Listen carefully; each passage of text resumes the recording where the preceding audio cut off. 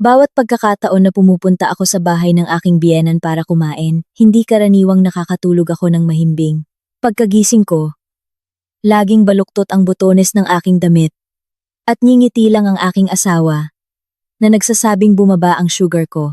Ngunit ng gabing iyon, nang pinakinggan ko ang lihim na recording sa aking telepono, ang pahayag na umaling-awngaw, sa ika-7 segundo, ay nagpalamig sa akin. Ang pangalan ko ay Ligaya.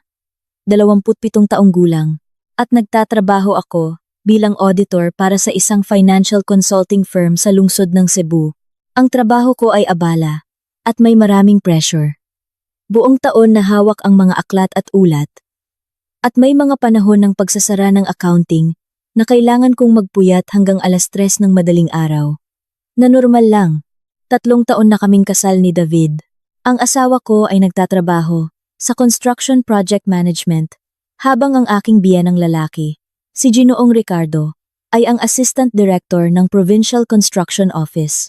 Ang aking biyenang babae naman, na si Aling Susan, ay dati siyang nagtuturo ng high school chemistry, at ngayon ay retirado na. Sa araw, namamalengke siya, nagluluto, nagtatanim, at sa gabi ay sumasayaw ng Zumba sa parke. Mula nang ikasal kami, mayroong isang hindi nagbabagong panuntunan sa bahay ng aking biyenan. Tuwing Sabado at Lunes ng bawat buwan, kailangan naming mag-asawa na pumunta para kumain. Gaano man kami kaabala, kailangan naming naroroon sa loob ng 3 taon. Hindi ito nagbago. Hanggang 4 na buwan na ang nakalipas. Ang unang pagkakataon na nagkaroon ng problema sa hapunan ay sa simula ng Abril. Nang araw na iyon, nagluto ang aking biyena ng adobo na may pinakuluang itlog at isang kaserola ng sinigang na ulo ng isda. Nagbukas pa si Ginoong Ricardo ng isang bote ng tuba na dala niya mula sa bayan. Ang kapaligiran noon ay napaka-normal at sa katunayan ay masaya. Naalala ko na katatapos ko lang ng isang audit project na tumagal ng halos 2 linggo, kaya medyo pagod ako, ngunit pilit pa rin akong ngumiti at nakipag-usap bilang paggalang. Si Ginoong Ricardo mismo ang naglagay ng isang mangkok ng sabaw para sa akin. Anak, kumain ka ng marami. Pansin ko lagi kang puyat sa trabaho. Baka kulang ka na sa dugo. Nagpasalamat ako at uminom ng mahigit kalahati ng mangkok. Sa simula ay walang kakaiba, ngunit pagkalipas ng mga 10 minuto, nagsimulang bumigat ang aking ulo. Ang pakiramdam na iyon ay hindi katulad ng normal na antok. Ito ay parang may naglagay ng bulak sa aking ulo. Bumaba ang talukap ng aking mata. Lumambot ang aking mga kamay at paa. At dahan-dahang bumagal ang tibok ng aking puso. Naaalala ko pa na hawak ko noon ang mga chopsticks. At akmang kukuha ng tofu nang biglang manginig ang aking pulso. Tumingin sa akin ang aking biyenan. Anak, anong nangyari sa iyo? Medyo nahihilo lang po ako. Ibinaba ni Ginoong Ricardo ang kanyang chopsticks. Ang kanyang boses ay kalmado. Ang putla ng iyong mukha. Pumunta ka sa sala at magpahinga ka muna. Agad na tumayo si David upang alalayan ako. Hindi rin ako nag-isip ng malalim. Sa loob ng 2 linggo bago noon, halos hindi ako nakakatulog, kaya inakala ko na talagang naubusan ako ng lakas. Ngunit ang kakaiba ay mula nang humiga ako sa sofa sa sala, wala na akong nalaman nang magising ako. Ang orasan sa aking telepono ay nagpapakita ng 3:47 ng hapon. Natigilan ako ng ilang segundo. Bago ako matulog ay mahigit 12:30 lang. Natulog ako ng mahigit 3 oras. Nakaupo si David sa tabi ko, nagkakalikot ng telepono. Nang makita niyang nagbukas ang aking mata, ay ngumiti siya. Sa wakas ay gising ka na. Tulog ka ng tulog. Gaano ako katagal na tulog? Mahigit 3 oras. Ngumiti pa siya. Talagang ang mga taong may mababang presyon ng dugo ay hindi kayang kumain ng masustansiyang pagkain. Noon ay medyo nahihilo pa lang ako, kaya hindi ko na masyadong pinansin. Ngunit nang bumangon ako upang ayusin ang aking damit, napansin ko na ang mga butones ng aking blusa ay baluktot ng 2 butones. Natigilan pa ako ng ilang segundo, at pinakalma ko ang aking sarili na baka habang natutulog ako, ay umikot ako, at nabuksan ang mga butones. Hindi ko pinansin ang bagay na iyon. Kung nangyari lang ito ng isang beses, marahil ay hindi ko na ito pinansin sa buong buhay ko. Ngunit sa susunod na buwan, nangyari muli ang parehong bagay. Nang araw na iyon, nagluto ang aking biyena ng chicken adobo. Gaya ng dati, si Ginoong Ricardo ang kusa na naglagay ng sabaw para sa akin. Hindi ko pa natatapos ang mangkok nang dumating muli ang pamilyar na antok. Mas mabilis pa ito kaysa dati. Nanginig ang aking tenga. Dumilim ang aking mga mata. Narinig ko ng malabo ang boses ng aking biyenan na tila malayo. Naku, antok na naman ang bata. Tapos ay ang boses ni David. Hayaan mo akong dalhin siya sa kwarto. Pagkatapos nito ay isang madilim na walang laman. Nang magising ako, halos 4 ng hapon na. Sa pagkakataong ito, naramdaman kong may mali. Bago ako umalis, naglagay ako ng long-lasting matte lipstick. Kadalasan ay hindi ito nawawala.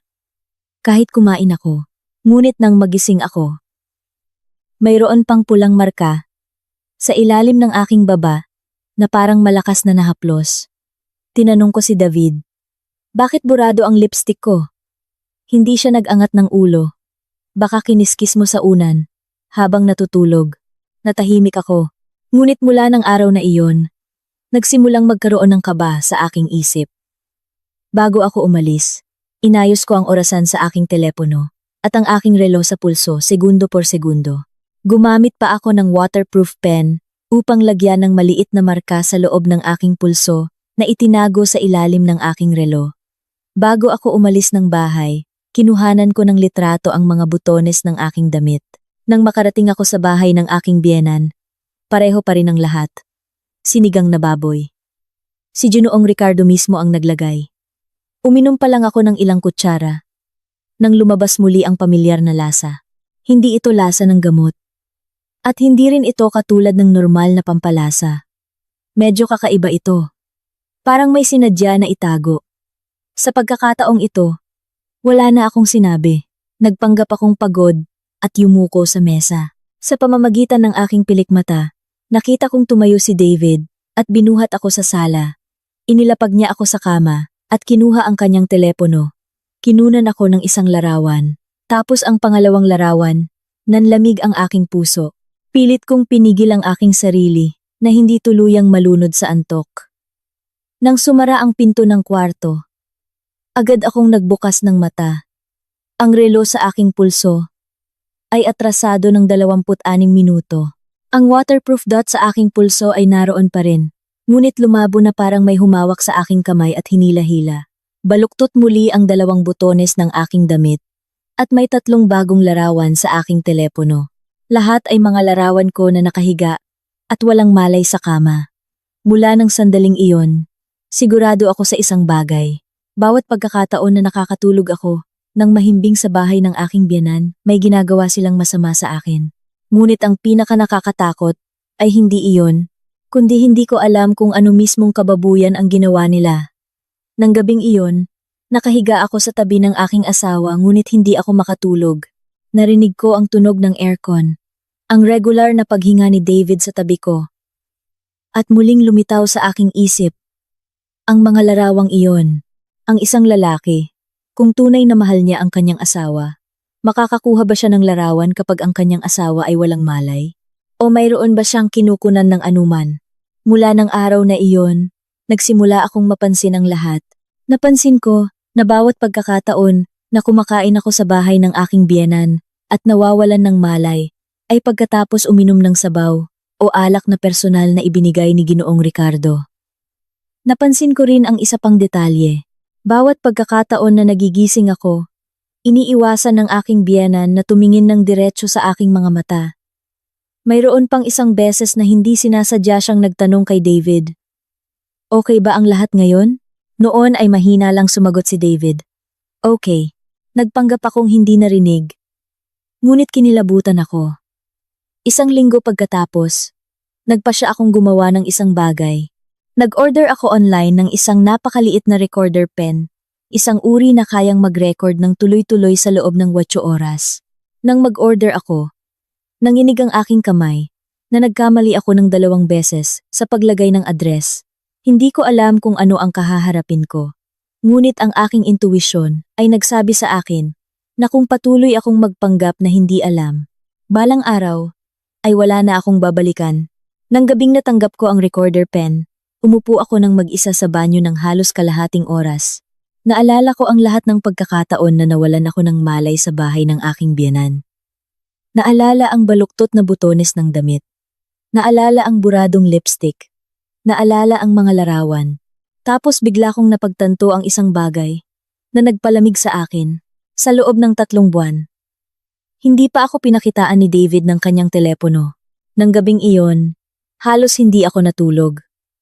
Nakahiga si David sa tabi ko. Regular ang kanyang paghinga. At paminsan-minsan ay umiikot at humihila ng kumot para sa akin tulad ng dati. Kung dati, marahil ay gagaan ang loob ko. Ngunit noon, bawat pagkakataon na hinahawakan ng kanyang kamay ang aking katawan, nanlalamig ako. Nang paunti-unti, mayroong mga bagay na kapag nagsimula ng maghinala, ang bawat normal na kilos ay nagiging nakakatakot. Nakahiga ako na nakatalikod sa aking asawa. Nakabukas ang aking mga mata at nakatingin sa ilaw ng kalye na sumisilip sa kurtina. At sa aking isip, ay paulit-ulit na lumilitaw ang eksena ni David na nakatayo sa tabi ng kama at kinukunan ako ng litrato habang walang malay. Hindi ko maintindihan kung para saan ang mga larawan na kinukuha niya. Ngunit alam kong napakalinaw sa isang bagay.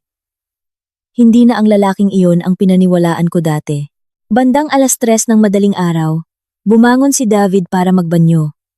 Agad akong pumikit at nagpanggap na tulog. Napakagaan ng kanyang paglalakad, ngunit narinig ko pa rin ang tunog ng pag-unlock ng telepono. Sumasalamin ang ilaw ng screen sa kisame. Sinilip ko sa pamamagitan ng aking pilikmata. Hindi agad pumasok si David sa banyo. Tumayo siya sa pinto ng sala. Yumuko. At nag-text sa kung sino ng halos 1 minuto. Bago nagpatuloy sa paglakad. Mabilis ang tibok ng aking puso. Mula nang ikasal kami, hindi kailanman naging ugali ni David na itago ang kanyang telepono. Sa katunayan, dati ay ibinibigay pa niya sa akin ang kanyang telepono kapag naliligo siya. Ngunit sa loob ng halos 4 na buwan na ito, halos hindi nawawala ang kanyang telepono sa kanyang kamay. At nagbago rin ang password. Mayroon pang isang beses na hindi sinasadya kong kinuha ito upang tingnan ang oras. Agad niya itong inagaw at ngumiti na nagsasabing mayroong mga dokumento ng trabaho sa loob. Noon ay inakala kong sobra lang ang iniisip ko. Ngayon ay nanlalamig lang ako. Kinaumagahan, pumasok sa trabaho si David, tulad ng dati. Bago umalis, ay dumaan pa siya at hinalikan ako sa noo. Sa katapusan ng linggo na ito, tandaan mong umuwi at kumain kasama sina tatay at nanay ha. Tiningnan ko siya ng ilang segundo at tumango. Sige. Pagkasara ng pinto, agad akong bumangon. Ang una kong ginawa ay buksan ang aking computer upang muling suriin ang lahat ng mga larawan na kinunan ko noong nakaraang araw. Nilakihan ko ang bawat detalye sa 3 larawan na kinunan ni David habang ako ay walang malay. Sa simula ay walang napansin hanggang sa makita ko ang pinakababang sulok ng 2 larawan. Sa gilid ng larawan ay may isa pang kamay ng lalaki. Hindi kamay ni David. Ang kamay na iyon ay may suot na singsing na may itim na bato. Natigilan ako. Mayroon si Ginoong Ricardo ng ganoong singsing. Nakita ko siyang suot ito sa ilang mga pagtitipon. Naging tuyo ang aking lalamunan. Kung naroon din si Ginoong Ricardo sa kwarto noon, hindi na simple ang bagay na ito. Agad kong kinuha ang aking telepono at tumawag sa aking kumpanya upang humingi ng isang araw na online work. Pagkatapos ay tumakbo sa electronic store, malapit sa bahay, upang bumili ng isang power outlet na may nakatagong kamera. Nang magbayad ako, ngumiti pa ang tindera at nagtanong, "Bumili ka po ba para bantayan ang iyong sanggol?" Ngumiti din ako. "Oo, ganoon nga." Ngunit ako lang ang nakakaalam kung gaano nanginginig ang aking kamay. Nang hapong iyon, umupo ako sa sala upang subukan ang device. Napakaliit ng kamera. Malinaw ang mga larawan. Kailangan lang isaksak sa kuryente at automatikong magre-record. Paulit-ulit kong binasa ang instruction ng halos 10 beses. At mayroon na akong plano sa aking isip. Sa katapusan ng linggo na ito, ay dadalhin ko ito sa bahay ng aking biyenan. Kung mayroon talaga silang ginagawang masama sa akin, sa pagkakataong ito ay kailangan kong malaman kung ano.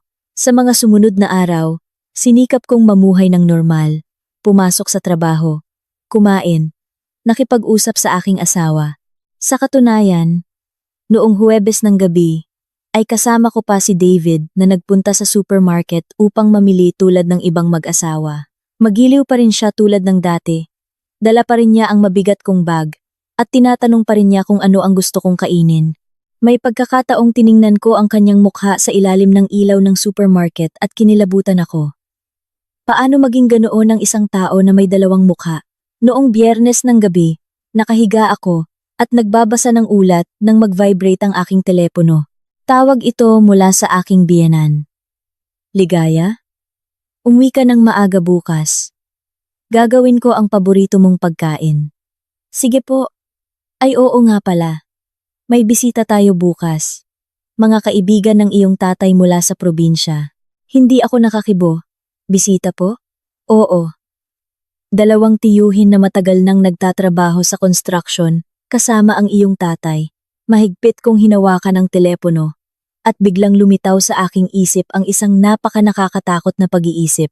Hindi kaya ang mga lalaking lumitaw sa video ay ang mga bisitang iyon? Nang gabing iyon, halos nagpuyat ako muli. Kinaumagahan, bago ako umalis, mas handa ako kaysa dati. Ang recorder pen ay nasa aking handbag. Ang power outlet camera ay nakatago sa ilalim ng tissue paper. Ang telepono ay may naka-on na GPS na direktang ipinadala sa computer sa opisina. Nag-text din ako sa aking matalik na kaibigan na si Nympha. Kung hindi ako sumagot ng text mamaya, tawagan mo ako ng paulit-ulit. Nagbiro pa si Nympha. Pupunta ka lang sa bahay ng biyenan mo. Bakit ka kinakabahan? Tiningnan ko ng matagal ang text na iyon. Ngunit hindi ko alam kung paano sasagutin. Dahil kahit ako, ay hindi pa rin makapaniwala kung gaano nakalayo ang nangyari. Nakarating ako sa bahay ng aking biyenan bandang 11:00 ng umaga. Pagkabukas pa lang ng pinto, nakita ko na ang 2 pares ng sapatos ng lalaki sa loob ng bahay. Abala ang aking biyenan sa kusina. At sa sala ay naririnig ang boses ng pag-uusap at tawanan. Nang makita ako ni Ginoong Ricardo, ay ngumiti siya ng natural. Dumating na ang aking manugang. Ang 2 lalaking nakaupo sa tabi ay lumingon at tumingin sa akin. Ang isa ay humigit kumulang 50 taong gulang. Malaki ang tiyan, maitim ang balat. Ang isa naman ay mas bata, mga 40. Maikli ang buhok. At ang kanyang tingin ay lubos na nakakainis sa akin. Ipinakilala ni Ginoong Ricardo.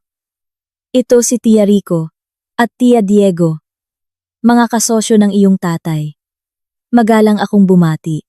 Ngunit nang itaas ko ang aking ulo, nakita ko ang taong nagngangalang Diego, na tiningnan ako mula ulo hanggang paa, nang mas matagal kaysa normal. Ang tingin na iyon ay nagpalamig sa akin. Nagsimula ang hapunan bandang 2:00. Ngayon, bukod sa chicken adobo, mayroon ding alak. Si Ginoong Ricardo ang kusa na naglagay ng maliit na baso para sa akin. Manugang, uminom ka muna para masaya. Kinuha ko ang baso at nagpanggap na humigop. Pagkatapos ay patago kong ibinuhos sa tissue paper, tulad ng dati. Habang nag-uusap ang lahat, tahimik akong yumuko at isinaksak ang power outlet camera sa isang nakatagong sulok sa tabi ng wine cabinet sa sala. Mabilis ang tibok ng aking puso. Kung mahuli ako, hindi ko alam kung ano ang mangyayari. Mabuti na lang at walang nakapansin. Bandang 1:00 ng hapon, nagsimulang dumating ang pamilyar na antok. Tumingin sa akin ang aking biyenan. Ligaya, pagod ka ba? Nagpanggap akong hinahaplos ang aking noo. Medyo nahihilo po, nanay. Agad na tumayo si Ginoong Ricardo. Pumunta ka sa kwarto at magpahinga. Sa sandaling hinawakan ng kanyang kamay ang aking likod, pilit kong pinigil ang aking sarili na hindi manginig. Dinala ako sa pamilyar na sala. Sumara ang pinto. Inilapag ako ni David sa kama at yumuko malapit sa aking tenga. Matulog ka muna. Napakabait ng kanyang boses.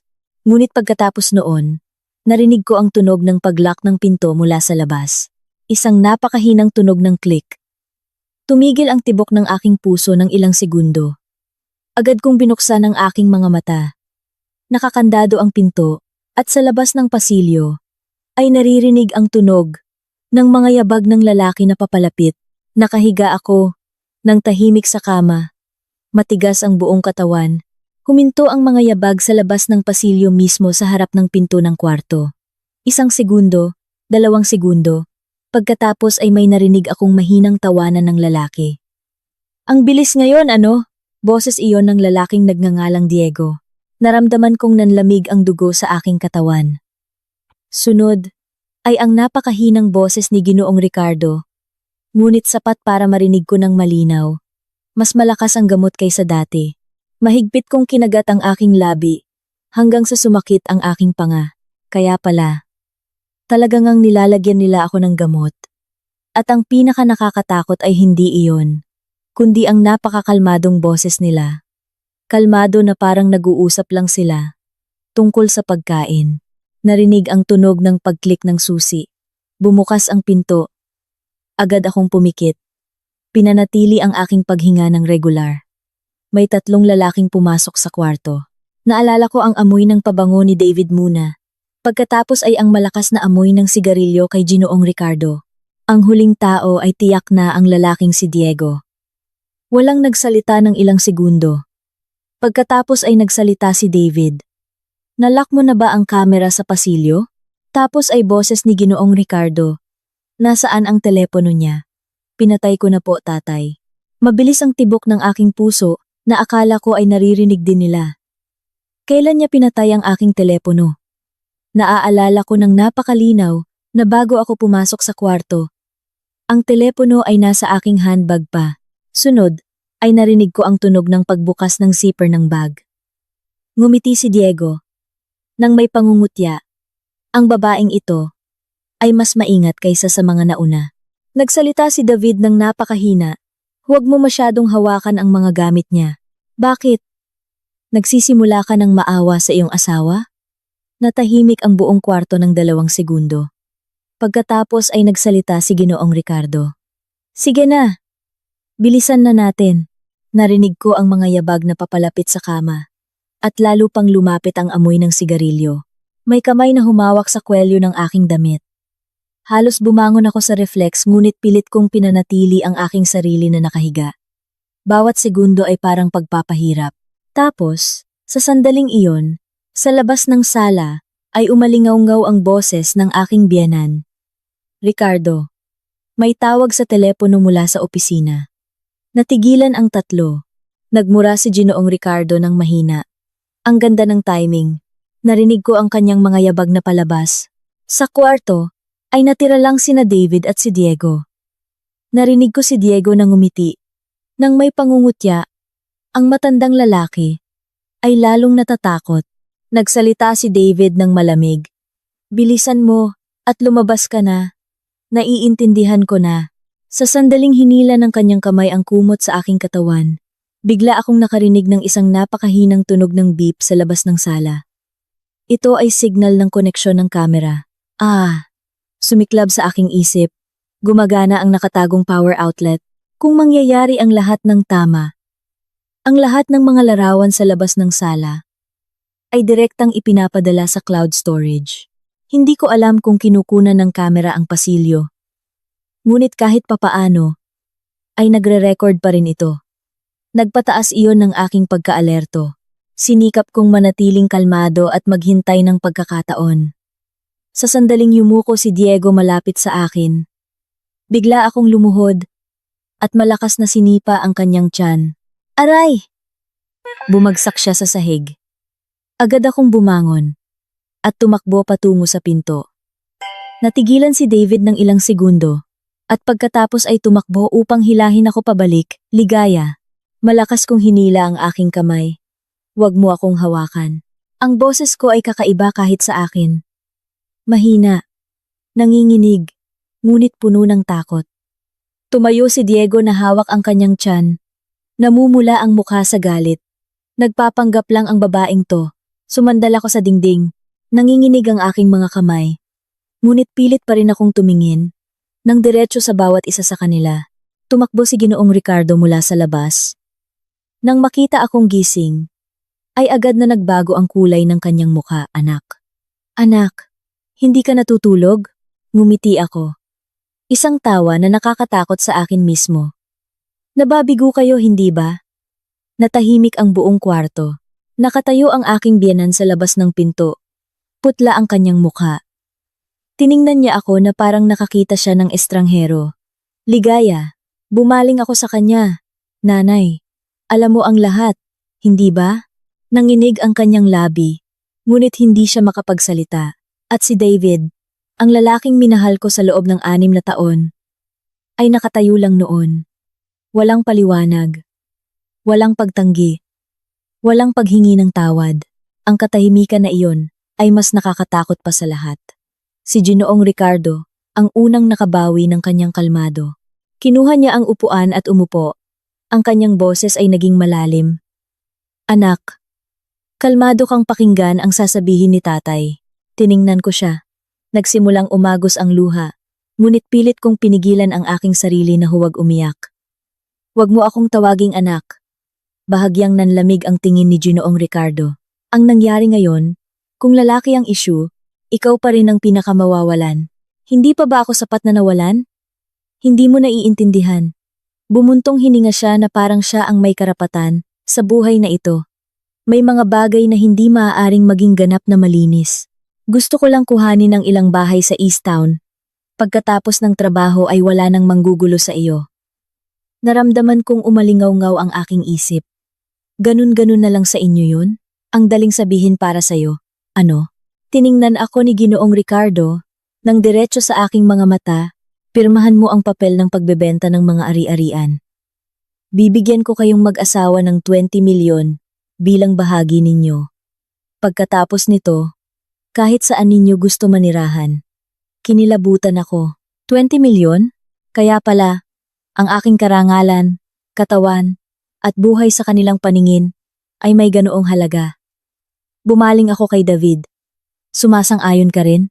Yumuko siya ng matagal bago nagsalita. Ligaya. Basta pumirma ka. Matatapos na ang lahat. Tiningnan ko ang lalaki sa harap ko na parang hindi ko siya kilala. Paano naman ang ibang babae bago ako? Natahimik si David. Ngumiti ako sa gitna ng aking luha. Alam mo kung ano ang nangyari sa kanila, hindi ba? Alam mo ang lahat. Halos mapasigaw ako. Biglang humagulgol ang aking biyenan. Ligaya. Pakiusap. Huwag mo nang palakihin ang issue. Bumaling ako sa kanya. Nang kinandado nila ang pinto ng kwarto, nagluluto ka sa labas, hindi ba? Mas lumakas ang kanyang pag-iyak. Ngunit hindi na ako nakaramdam ng awa. May mga taong hindi direkta gumagawa ng masama. Ngunit ipinipikit nila ang kanilang mga mata at pinapanood. At ang panonood sa kasamaan minsan ay mas nakakatakot pa. Sa sandaling iyon, nagring ang telepono ni Ginoong Ricardo. Kumunot ang kanyang noo at sinagot ang tawag. Ilang segundo lang at nagbago ang kulay ng kanyang mukha. Ano? Walang nagsalita. Biglang tumayo si Ginoong Ricardo. Ang kamera sa sala ay nakakonekta mula sa labas. Nanlamig ako. Nahuli na tayo. Bumaling siya sa akin. Anong itinago mo sa bahay? Hindi ako sumagot. Tumakbo palabas si Ginoong Ricardo. Hindi pa lumipas ang 10 segundo. Bumalik siya na may hawak na power outlet camera sa kanyang kamay. Putlang-putla ang kanyang mukha. Malas ka. Malakas niyang inihagis ang power outlet sa sahig. Tiningnan ako ni David ng puno ng takot. Ano ang kinunan mo?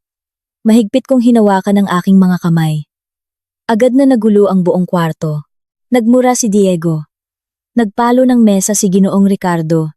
Nagsiupo ang aking biyenan sa upuan at humagulgol. Ako lang ang nakatayo ng tahimik. Sa unang pagkakataon pagkatapos ng maraming buwan, hindi ko na naramdaman na ako ang biktima. Itinuro ni Ginoong Ricardo ang kanyang daliri sa aking mukha. Nasaan ang data? Hindi ako nagsalita. Akala mo nanalo ka na. Ano? Tiningnan ko siya. Kahit papaano. Ngayon alam kong hindi ako baliw. Kinagat ni Ginoong Ricardo ang kanyang labi. Gusto mo bang mamatay ang buong pamilya na ito, hindi ba? Ngumiti ako. Pamilya? Bumaling ako kay David. Mula nang kinandado mo ang pinto ng kwartong iyon, hindi na tayo pamilya. Namutla si David. Sa unang pagkakataon, nakita ko siyang talagang natakot dahil alam niyang lumabas na sa kontrol ang lahat. At sa sandaling iyon, sa labas ng gate, ay umalingaw-ngaw ang tunog ng busina ng kotse. Isang sasakyan. Pagkatapos ay isa pa. Natigilan si Ginoong Ricardo. Natahimik ang buong bahay. Sunod ay ang sunod-sunod na katok sa pinto sa labas. Pulis ito! Buksan ang pinto! Ang katok sa pinto sa labas ay sunod-sunod. Malakas at mabilis na tila umuuga ang buong bahay. Pulis ito! Buksan ang pinto. Agad na nagbago ang kulay ng mukha ni Ginoong Ricardo. Ang kalmado ng isang lalaking opisyal sa loob ng maraming taon ay nawala sa isang iglap.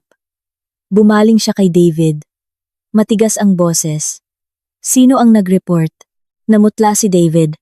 Ako, hindi ko alam. Sa sulok, agad na tumayo si Diego. Paikot-ikot ang kanyang mga mata na parang naghahanap ng daan palabas. Akma siyang tatakbo patungo sa likod na pinto nang sumigaw si Ginoong Ricardo. Huwag kang gumalaw. Bago pa man may makakilos, muling umalingaw-ngaw ang boses mula sa labas. Mas matindi. Mas nakakatakot. Kung hindi niyo bubuksan ang pinto, pipilitin namin. Ang aking biyenan noon ay halos hindi na makahinga sa kakaiyak. Hawak niya ang kanyang dibdib at nakaupo sa upuan. Gulo-gulo ang buhok. At tiningnan ako nang may takot at pagmamakaawa. Ligaya! Sabihin mo sa kanila na ito ay isang pagkakamali. Tumayo ako ng tahimik. Kung 3 buwan na ang nakakaraan, kung umiyak lang siya ng ganoon. Marahil ay lumambot ang aking puso, ngunit noon. Muling lumitaw sa aking isip ang eksena ng pinto ng kwarto, na kinandado mula sa labas. Lumitaw ang tawa ni Diego. Lumitaw ang kamay na humihila sa aking damit. Habang ako ay walang malay. Hindi na ako nakaramdam ng awa. Mabilis na lumabas si Ginoong Ricardo upang buksan ang pinto. Pagkabukas pa lang, agad na pumasok ang 4 na nakauniporme at 2 naka-plain clothes. Ipinakita ng nangunguna ang kanyang ID. Nakakuha kami ng report tungkol sa sapilitang pagkuha, pagpapakalat ng iligal na larawan, at pinaghihinala ang paggamit ng iligal na droga. Sinikap ni Ginoong Ricardo na bumalik sa kanyang kalmado. Nagkamali kayo, ito ay usaping pampamilya. Diretsyong tumingin sa kanya ang lalaking naka-plain clothes. Ikaw si Ricardo, hindi ba? Natigilan si Ginoong Ricardo. Sino ako? Alam nyo na siguro. Mabuti, pakiusap makipagtulungan ka. Kumapal ang hangin sa kwarto. Lumapit si David at humarang sa harap ng kanyang tatay. May warrant kayo? Kumuha ang lalaki ng isang folder mula sa kanyang bag. Oo, tiningnan ko ang lahat na parang nanonood ng kwento ng ibang tao. Ang lahat ay nangyari ng napakabilis na hindi ko pa rin lubos na mapaniwalaan na totoo ito. Isang babaeng pulis ang lumapit sa akin. Ikaw si Ligaya? Opo. Maaari mo ba kaming samahan upang magbigay ng pahayag? Hindi pa ako nakasagot nang humagulgol ang aking biyenan at tumakbo upang hawakan ang aking kamay. Anak, wag mo nang gawin ito. Masisira ang pamilya natin. Tiningnan ko siya. Nang matagal, ang pamilya natin ay nasira. Mula nang kandaduhan niyo ang pinto at ikinulong ako, binitawan niya ang aking kamay na parang napaso. Ang pahayag na iyon ay nagpatahimik sa buong kwarto. Sa sandaling iyon, isa pang pulis ang bumaba mula sa itaas. Hawak ang isang itim na kahon. Natagpuan na, agad na nagbago ang kulay ng mukha ni Ginoong Ricardo. Binuksan ng lalaki ang kahon mismo sa sala. Sa loob ay isang USB, isang lumang tablet, at mga papeles ng titulo ng lupa. Kitang-kita ang pamumutla ni David. At umatras si Diego. Kinuha ng naka-plain clothes na lalaki ang isang USB at nagtanong. Ano ang password? Hindi sumagot si Ginoong Ricardo. Kaya naming buksan ito. Natahimik pa rin siya, ngunit ang kanyang mga ugat sa sentido ay lumabas na. Hindi ko alam kung dapat akong makaramdam ng saya o sakit noon.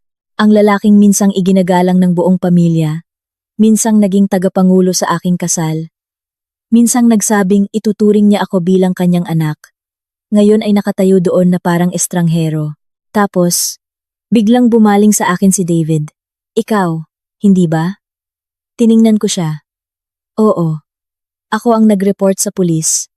Hindi ko na kayang hayaan pang magpatuloy ang lahat. Namula ang kanyang mga mata. Alam mo ba na sa paggawa mo niyan ay sinisira mo ang lahat? Ngumiti ako ng napakahina. At ikaw? Ang ginawa mo sa akin. Hindi ba sinisira mo rin ang aking buhay? Natigilan si David. Tiningnan ko siya ng diretso sa kanyang mga mata sa unang pagkakataon pagkatapos ng maraming araw. Inakala ko na kahit papaano, ay pipigilan mo sila. Yumuko siya. Hindi makapagsalita ng kahit isang salita. Magiliw na nagsalita ang babaeng pulis sa akin. Samahan mo kami, ma'am, ha? Tumango ako nang dumaan ako sa aking biyenan. Bigla niya akong tinawag. Ligaya. Huminto ako. Umiyak siya ng mahina. Nanay, patawad. Naging matigas ang aking lalamunan. Sa wakas ay nasabi niya iyon.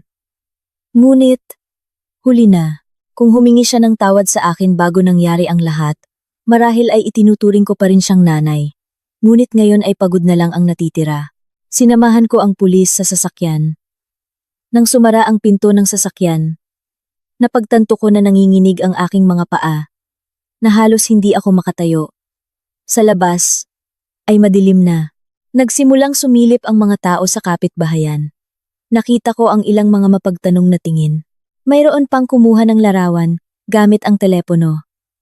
Bigla kong naalala, ang mga video sa USB. Ang mga babae. Bago ako ay tiyak, na nakaramdam din ng ganoon. Umalis ang sasakyan ng ilang sandali.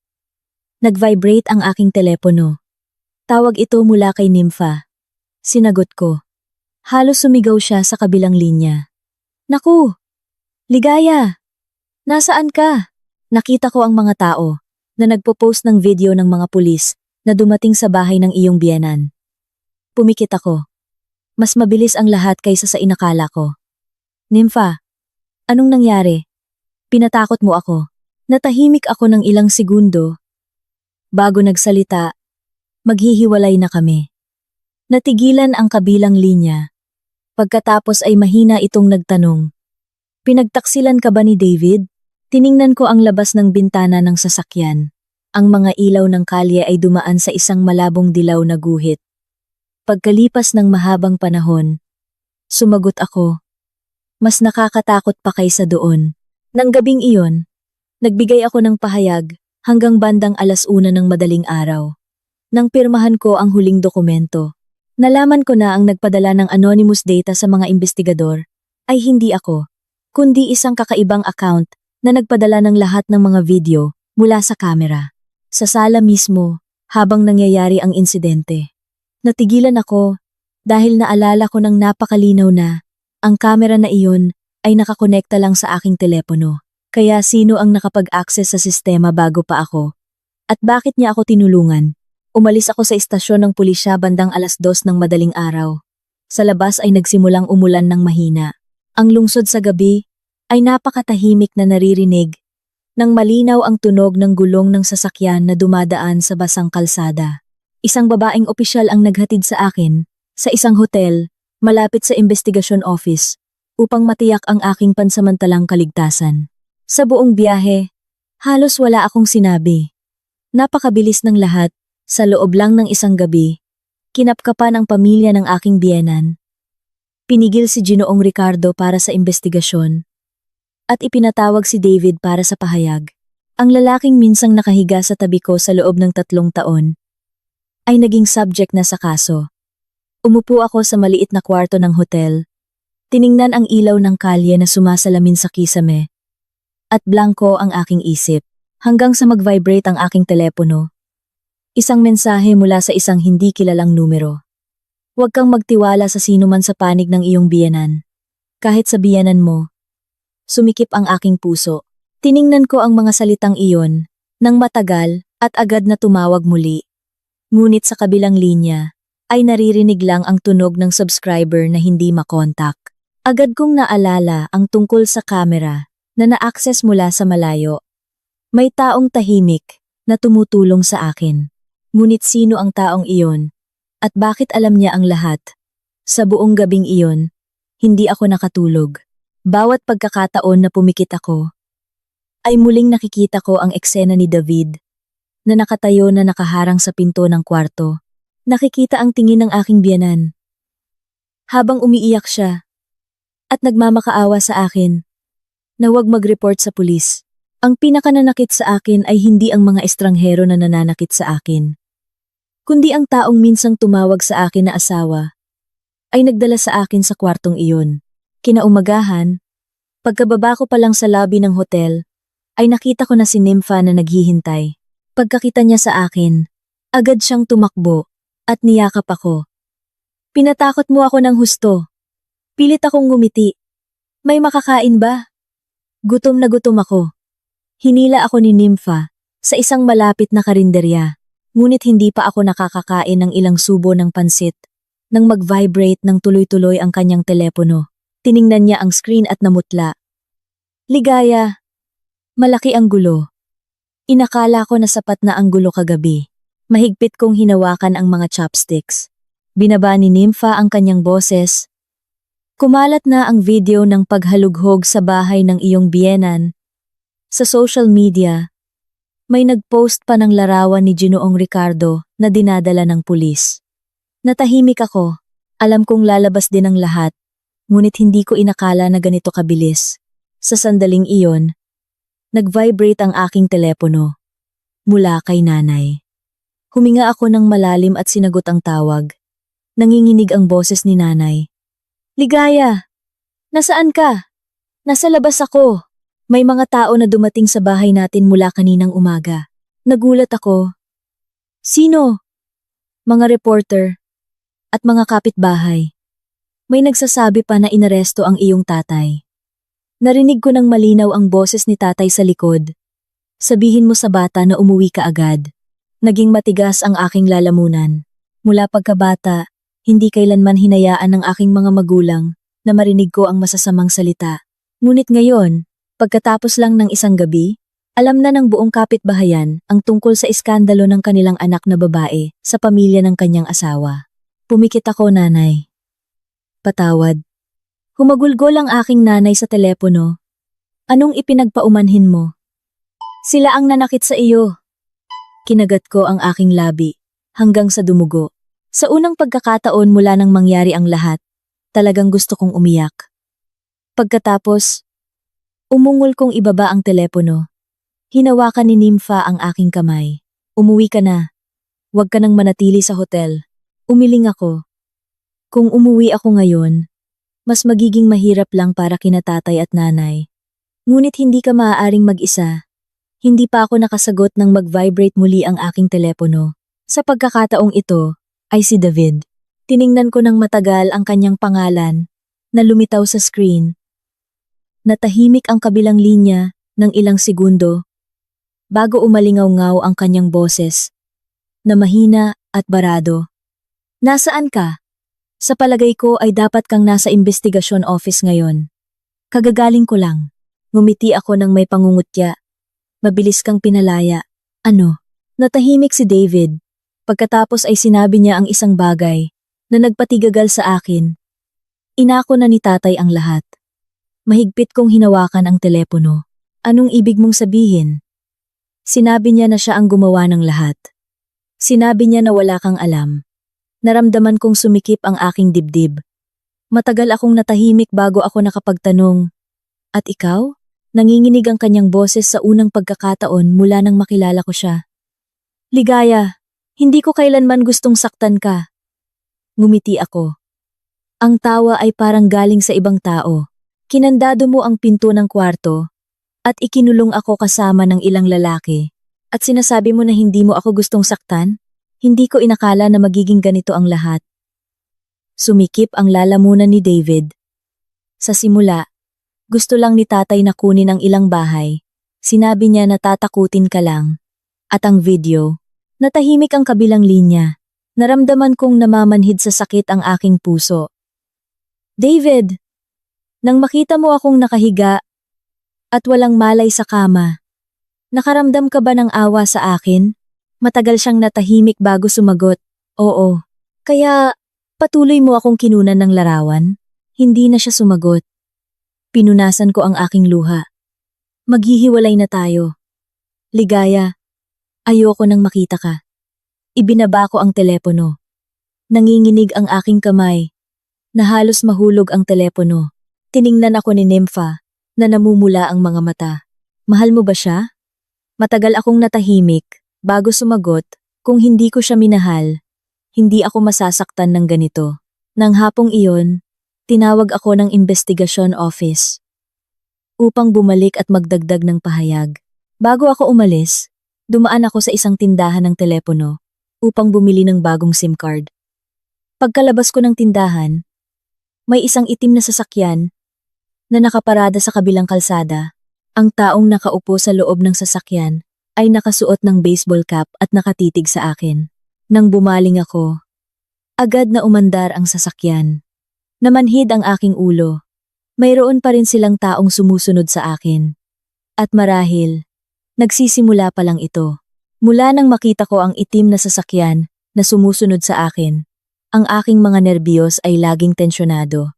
Nagsimula akong magkaroon ng ugali na lumingon.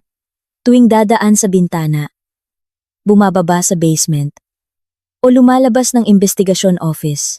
Kapag nakarinig lang ako ng tunog ng preno ng sasakyan na malapit sa akin, kinakabahan ako. May mga takot na hindi nakikita ang dugo ngunit unti-unti nitong pinapagod ang isang tao. Nang hapong iyon, pagkatapos kong magdagdag ng pahayag, tinawag ako ng isang investigador na nagngangalang Carlo upang manatili ng ilang minuto. Humigit kumulang 30 taong gulang siya, kalmado magsalita, at mula simula hanggang matapos ay nanatili siyang propesyonal. Naglagay siya ng isang baso ng tubig sa harap ko at nagsalita, Ma'am Ligaya, kasalukuyan, medyo komplikado ang kaso. Bukod kay Ginoong Ricardo, pinapalawak namin ang investigasyon sa ilang iba pang individual na konektado. Tiningnan ko siya. Si David. Hindi ba? Natahimik si Carlo ng ilang segundo. Hindi pa kami makapagbigay ng conclusion. Ngumiti ako. Nang napakahina. Sa totoo lang, naiintindihan ko na. Tiningnan niya ako. Ang kanyang boses ay naging mas mabagal. May isang bagay na kailangan kong itanong sa iyo. Nang pribado, dati mo na bang nakita ang sinumang estranghero sa bahay ng iyong biyenan? Naalala ko si Diego. At ang lalaking nagngangalang Rico. Oo. Naaalala mo pa ba ang kanilang mukha? Tumango si Carlo. At kumuha ng ilang larawan na inilagay sa harap ko. Naroon ang larawan ni Diego. Itinuro ko agad ang lalaking ito. Agad na nagbago ang tingin ni Carlo. Sigurado ka ba? Sigurado. Umupo siya ng tahimik ng ilang segundo at pagkatapos ay kinuha ang mga larawan. Ang lalaking ito ay nagngangalang Marco at may kaso ng pangingikil. Nanlamig ako. Inakala ko pa rin na gagamitin lang nila ang video para pilitin akong pumirma ng mga papeles. Ngunit ngayon na narinig ko ang tungkol sa kaso, naintindihan ko na kung gaano ako kalapit sa panganib. Bago ako umalis, sinabi pa ni Carlo, sa panahong ito, subukan mong huwag maglakad mag-isa. Tiningnan ko siya. May iba pa ba silang kayang gawin? Hindi siya direktang sumagot. Ngunit ang katahimikan na iyon ang nagpabahala sa akin. Nang gabing iyon, umuwi ako sa bahay ng aking mga magulang. Pagkapasok ko pa lang sa pinto, agad akong niyakap ni nanay at humagulgol. Sa loob lang ng ilang araw, kapansin-pansin ang kanyang pamumayat. Si tatay naman ay tahimik na nakaupo sa sala at patuloy na naninigarilyo.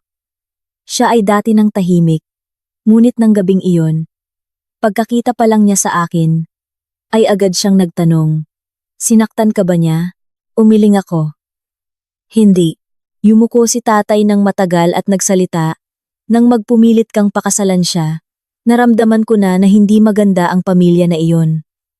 Umupo ako sa tabi niya. May alam ka ba, tatay? Bumuntong hininga siya. Noon, nakilala ko si Ginoong Ricardo ng ilang beses. Ang lalaking ito ay masyadong tuso. Ang kanyang mga mata ay hindi tulad ng isang taong may damdamin. Kinagat ko ang aking labi. Sa totoo lang, maraming palatandaan. Ayoko lang tingnan ng direkta sa loob ng 3 taon. Hindi kailanman ibinigay ni David sa akin ang kanyang sahod. Ang lahat ng ari-arian sa panig ng aking biyenan ay lubos na hiwalay sa akin. Magalang si Ginoong Ricardo, ngunit laging may distansya na parang nagmamasid kaysa nagmamahal. Ako lang ang tanga. Naakala ay iyon ay isang tradisyonal na pamilya. Nang gabing iyon, natulog ako sa aking lumang kwarto. Ngunit bandang hating gabi, ay narinig ko ang pag-iyak ni nanay sa balkonahe. Lumabas ako at nakita ko na si tatay ay nakaupo sa tabi niya. Hinawakan ni nanay ang aking kamay. Namumula ang kanyang mga mata. Dapat ba tayong lumipat ng bahay, anak? Bakit po, nanay? Natatakot ka ba? Niyakap ko siya. Huwag kang mag-alala, nanay.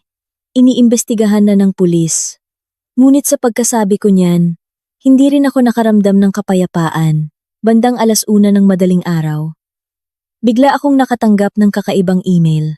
Walang subject, mayroon lang nakalakip na video. Mabilis ang tibok ng aking puso. Binuksan ko ang video, bahagyang nanginginig ang imahe, na parang palihim na kinunan gamit ang telepono. Sa video ay ang pasilyo ng bahay ng aking biyenan. Nakatayo si David at nakikipag-usap kay Diego. Malinaw kong narinig ang boses ng aking asawa. Pagkatapos ng nangyari, umalis ka na dito. Ngumiti si Diego nang may pangungutya. Natakot ka na ba? Seryoso ako. Huli na. Mahigpit na hinawakan ni David ang kanyang kamay. Hindi ko inakala na ganoon kalayo ang mararating ng matandang lalaki. Ano ang iniisip mo? Nang tanggapin mo ang pera. Natigilan ako. Pera? Nagpatuloy ang video. Kumuha si Diego ng sigarilyo, sinindihan, at nagsalita. Bawat bahay ay nabigyan ka ng 4 milyon. Ngayon, ay nagpapanggap ka na mabait? Putlang-putla ang aking mukha. Akala ko si David ay mahina lang. Kaya pala may parte rin siya sa lahat. Sa sandaling iyon, sa dulo ng video ay umalingaw-ngaw ang isang pahayag na nagpalamig sa akin. At si Ligaya. Hindi siya ang una. Huminto ang video. Umupo ako ng matagal na hindi gumagalaw. Blanko ang aking isip. Hindi na makaiyak. May mga sakit na lumampas sa limitasyon, kaya hindi na agad makakapag-react ang isang tao. Pagkalipas ng ilang sandali, nag-vibrate ang aking telepono. Isang mensahe mula sa mismong email address na iyon. Gusto mo bang malaman ang katotohanan tungkol kay David? Agad akong sumagot. Sino ka? Walang sagot. Tinawagan ko muli ang email address ngunit walang silbi. Umupo ako hanggang umaga. Bigla kong napagtanto ang isang bagay. Alam ng taong ito ang lahat tungkol sa pamilya ng aking biyenan. Mayroon pa siyang panloob na video. Ibig sabihin ay may nagtataksil sa kanila sa loob ng grupo. Kinaumagahan, dinala ko ang video kay Carlo. Pagkatapos panoorin, matagal siyang natahimik. Kanino mo ipinadala ang file na ito? Hindi pa. Tumango siya. Panatilihin muna nating lihim. Tiningnan ko siya. Aarestuhin ba si David? Dahan-dahang huminga si Carlo. Sa kasalukuyan, si Ginoong Ricardo ang umaako sa lahat ng responsibilidad. Ngunit sapat na ang video na ito upang patunayan na alam na ng iyong asawa ang tungkol sa nangyari dati. Mahigpit kong hinawakan ang aking 2 kamay. Sinasabi niya na hindi ako ang una. Anong ibig sabihin yan? Malungkot na tumingin si Carlo. Nakahanap kami ng 3 pang biktima. Natigilan ako. 3 pa? Bukod sa mga nakita na sa case file. Ibig sabihin, sa loob ng maraming taon, hindi mabilang na babae ang dinala sa kwartong iyon. Nang umalis ako sa investigasyon office, nagsimulang umulan ng malakas. Matagal akong nakatayo sa ilalim ng bubong at hindi makalakad. Dahil sa unang pagkakataon, napagtanto ko na ang kinakaharap ko ay hindi na isang sira na pamilya, kundi isang malalim na hukay na umiiral sa loob ng maraming taon. Pagkatapos, umungol kong malaman na may marami pang biktima. Nagsimula akong hindi makatulog ng totoo. Hindi na ito ang uri ng pagpupuyat dahil sa pag-aalala, kundi bawat pagkakataon na pumikit ako ay napapanaginipan ko ang kwarto sa bahay ng aking biyenan. Sa panaginip, laging naririnig ko ang tunog ng paglock ng pinto sa likod ko, pagkatapos ay ang tunog ng mga yabag ng lalaki na papalapit. May pagkakataong nagising ako ng 4:00 ng madaling araw. Basang-basa ang aking buong katawan sa pawis, at nanginginig ang aking kamay, na halos hindi makahawak ng baso ng tubig. Naawa ang aking nanay nang makita ako. Nagluto siya ng lahat ng uri ng sabaw. Pinilit niya akong uminom ng pampatulog, ngunit halos walang epekto. Ang pinakapayat sa amin ay si tatay. Siya ay dati nang mainitin ng ulo, ngunit mahal niya ang kanyang anak na babae. Mula nang lumabas ang issue, halos hindi na siya umaalis ng bahay. Kapag may kapitbahay na nagtatanong, sumasagot lang siya ng mabilis at isinasara ang pinto. May pagkakataong narinig ko siyang nagsasalita kay nanay sa kusina. Kung hindi malakas ang bata, sigurado akong matagal na siyang bumagsak. Pagkatapos kong marinig ang pahayag na iyon, kinailangan kong magtago sa banyo at umiyak ng mag-isa ng halos 10 minuto. Akala ko malakas ako, ngunit ang mga taong nakakaranas lang ang nakakaintindi. May mga sugat na hindi nakikita ng mata, ngunit malalim itong sumisira sa pagpapahalaga sa sarili ng isang babae. 3 araw pagkatapos, inihayag ng Investigasyon Office ang desisyon na magsampa ng kaso laban kay Ginoong Ricardo at 2 pang individual sa kaso ng sapilitang paglilipat ng lupa. Kumalat ang balita sa lahat ng lokal na pahayagan. Ang pangalang Ricardo, na dating lumitaw sa mga kumperensya ng konstruksyon, ay ngayon ay nakalatag sa internet kasama ang mga salitang iniimbestigahan. Si David lang ang hindi pa rin inaresto. Pinagbawalan siyang umalis sa kanyang tirahan at kinailangan niyang makipagtulungan sa investigasyon. Hindi na ako nagtanong pa dahil sa totoo lang, mula nang sandaling nalaman kong tumanggap siya ng pera mula sa bagay na iyon, ayoko nang marinig ang anumang paliwanag. Nang hapong iyon, nakaupo ako sa kwarto nang makatanggap ako ng kakaibang email. Pareho pa rin ang lumang address, 1 linya lang. Ngayong gabi 8 PM sa cafe sa tabing ilog sa Kalye Mabini. Pumunta ka ng mag-isa. Kung gusto mong malaman kung sino ang nagpadala ng video. Paulit-ulit kong binasa ng ilang beses. Agad na lumitaw sa aking isip ang lahat ng posibleng bitag, pagbabanta, o maaari ring ang taong tumutulong sa akin. Ikinuwento ko ito kay Carlo. Pagkatapos niyang marinig, matagal siyang kumunot ang noo. Hindi ka dapat pumunta. Ngunit kailangan kong malaman kung sino ang taong iyon. Magpapadala kami ng mga tao upang bantayan ka mula sa malayo. Tumango ako. 8:00 ng gabi, dumating ako sa cafe, sa tabing ilog. Madilim ang panahon noon, malamig ang hangin. Medyo tahimik ang cafe. Mayroon lang ilang mesa na may mga customer. Pumili ako ng upuan, malapit sa bintana, at umupo upang maghintay. Eksaktong 8 to 10, may humila ng upuan at umupo sa harap ko. Ang aking biyenan. Natigilan ako. Nakasuot siya ng manipis na kulay abo na sweater. Nakababa ang buhok at napakapayat ng kanyang mukha. Ilang araw lang na hindi nagkita. Ngunit parang tumanda siya ng 10 taon. Matagal ko siyang tiningnan bago nagsalita. Ikaw. Yumuko siya. Ako ang nagpadala ng video. Mahigpit kong hinawakan ang baso ng tubig. Ang lahat ng pagdududa at pag-iingat sa akin ay agad na nagulo. Kailan mo sila sinundan? Matagal siyang natahimik bago sumagot mula ng unang beses kang mawalan ng malay. Natigilan ako. Alam mo? Bumagsak ang luha niya sa kanyang likod ng kamay. Sa simula hindi ko alam kung ano ang ginagawa nila. Napansin ko lang na si Ricardo at David ay lalong nagiging kakaiba. Pagkatapos, hindi sinasadya kong nakita ang video sa computer niya. Naging barado ang kanyang boses. Nagulat ako ng gabi na nasusuka ako.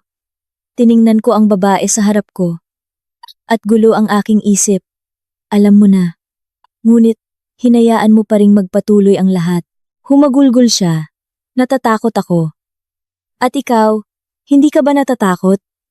Pagkatapos kong magtanong, ay agad kong naramdaman na nanunubig ang aking mga mata. Umalingaw-ngaw ang aking biyenan. Akala mo hindi ako nasasaktan. Asawa ko iyon. Anak ko iyon.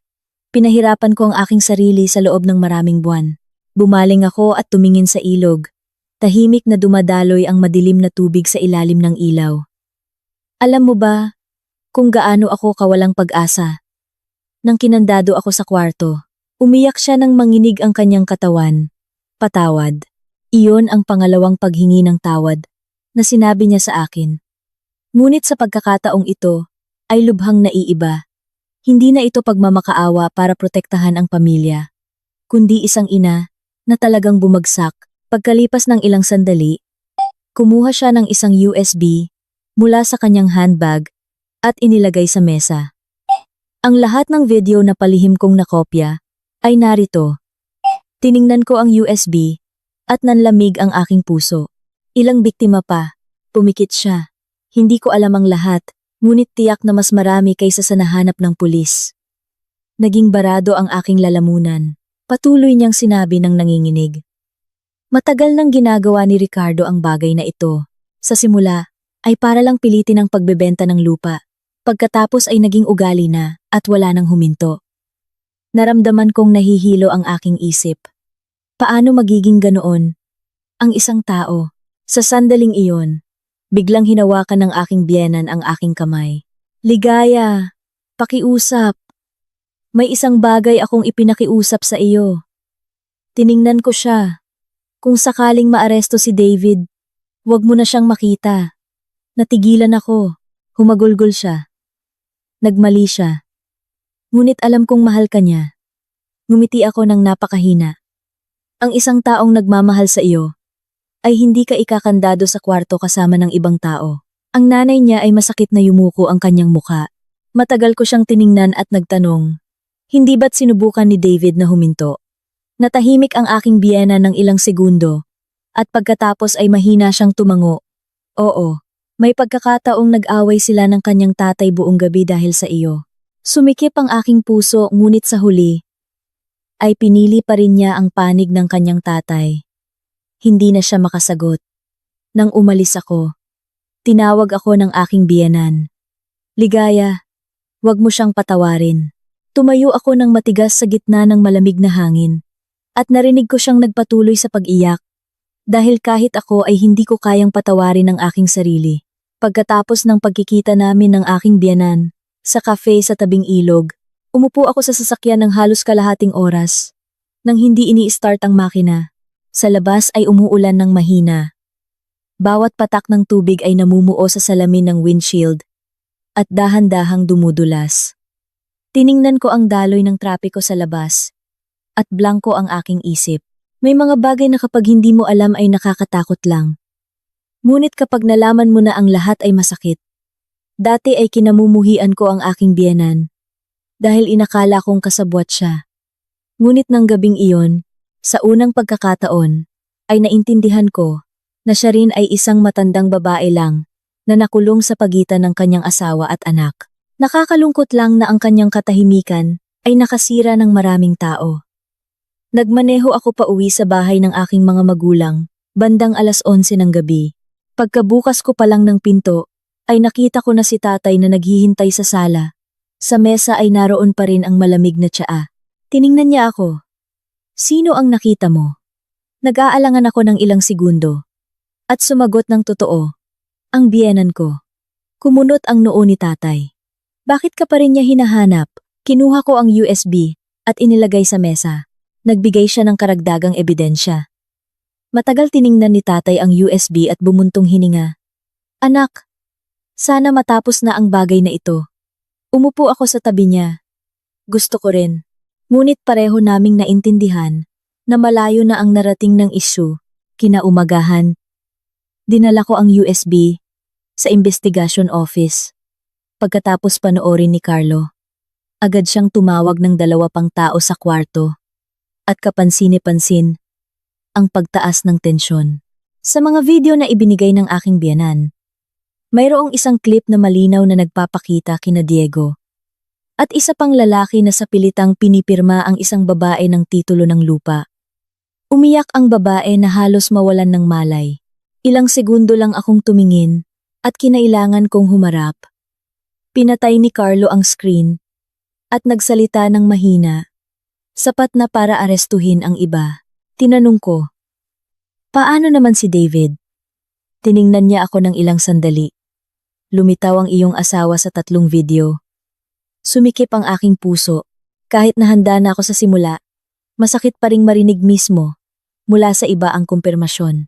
Binaba ni Carlo ang kanyang boses. Maaaring sa simula ay hindi siya direktang kasama. Ngunit sa huli ay tiyak na alam niya ang lahat. Ngumiti ako. Nang may pangungutya, tumanggap pa siya ng pera. Natigilan si Carlo.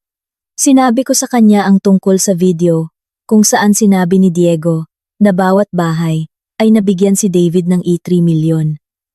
Pagkatapos niyang marinig, matagal siyang natahimik. Marahil ito ang dahilan kung bakit inako ni Ricardo ang lahat ng responsibilidad. Tiningnan ko siya. Gusto niyang protektahan ang kanyang anak. Tumango siya. Kapag napatunayan na si David ay sa pilitang napilitan lang o hindi direktang kasama, magiging iba ang antas ng paghawak sa kaso. Yumuko ako at tiningnan ang aking 2 kamay. 3 taon kaming mag-asawa. May pagkakataong inakala kong magkakaroon kami ng anak sa lalaking iyon, maninirahan sa bahay na iyon habang buhay. Ngayon, ang lahat ay parang isang maruming panaginip. Nang hapong iyon, nakatanggap ako ng imbitasyon para sa karagdagang pagsasampa ng kaso sa katapusan ng linggo. Ang makakasama sa pagsasampa ng kaso ay si Diego. Paglitaw pa lang ng mensahe, kinilabutan na ako.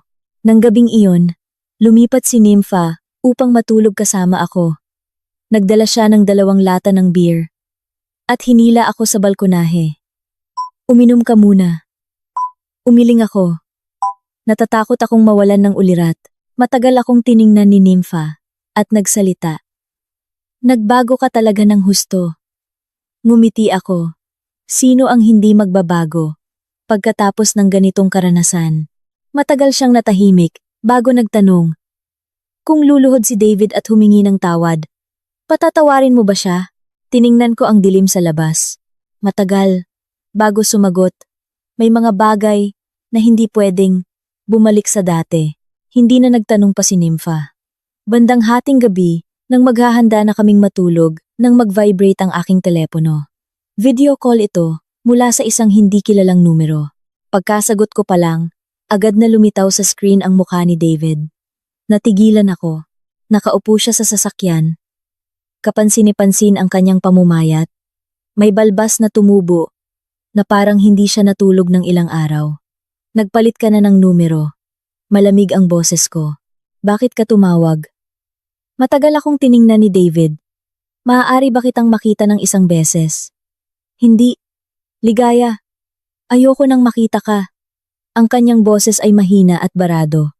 Alam kong galit ka sa akin ngayon. Hindi na ako galit. Natigilan si David. Direkta akong tumingin sa screen. Ang galit ay nangangailangan pa rin ng damdamin. Ngunit ngayon, ay pagod na lang ang nararamdaman ko. Namula ang kanyang mga mata. Nagmali ako. Ngumiti ako ng napakahina. Alam mo ba ang nakakatawa? Natahimik siya. Kahit ngayon, akala mo nagmali ka lang.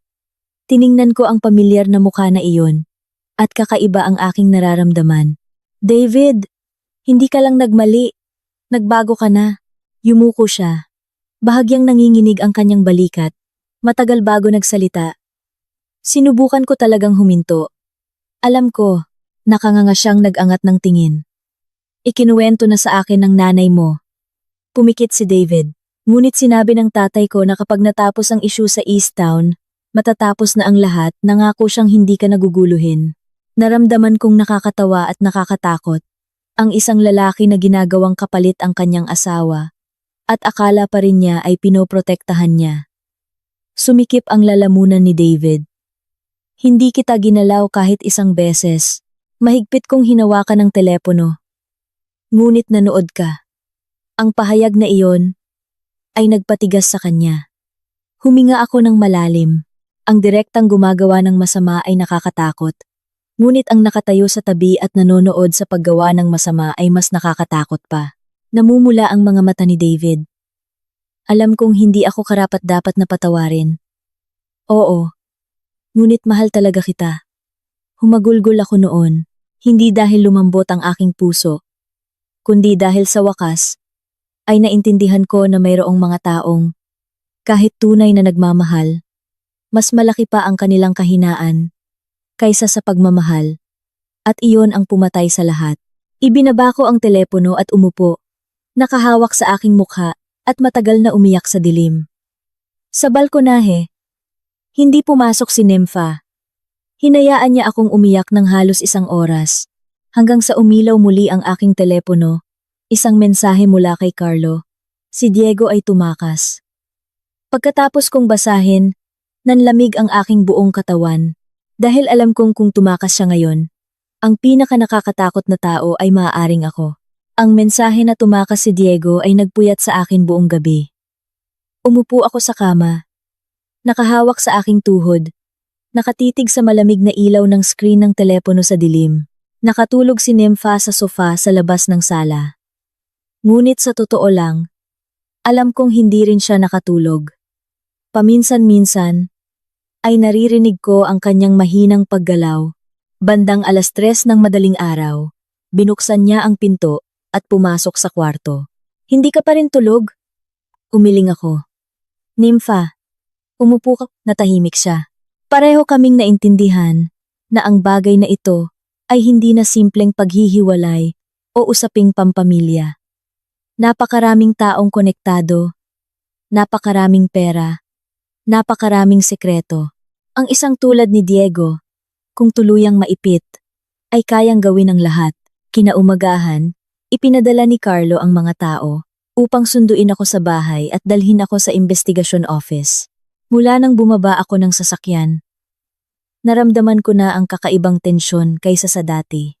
Sa labas ng pasilyo ay may marami pang naka-plain clothes. Tuloy-tuloy ang pagring ng telepono.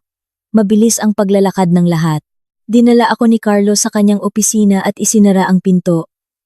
Ma'am Ligaya, mula ngayon ay bawasan mo ang iyong paglalakad ng mag-isa.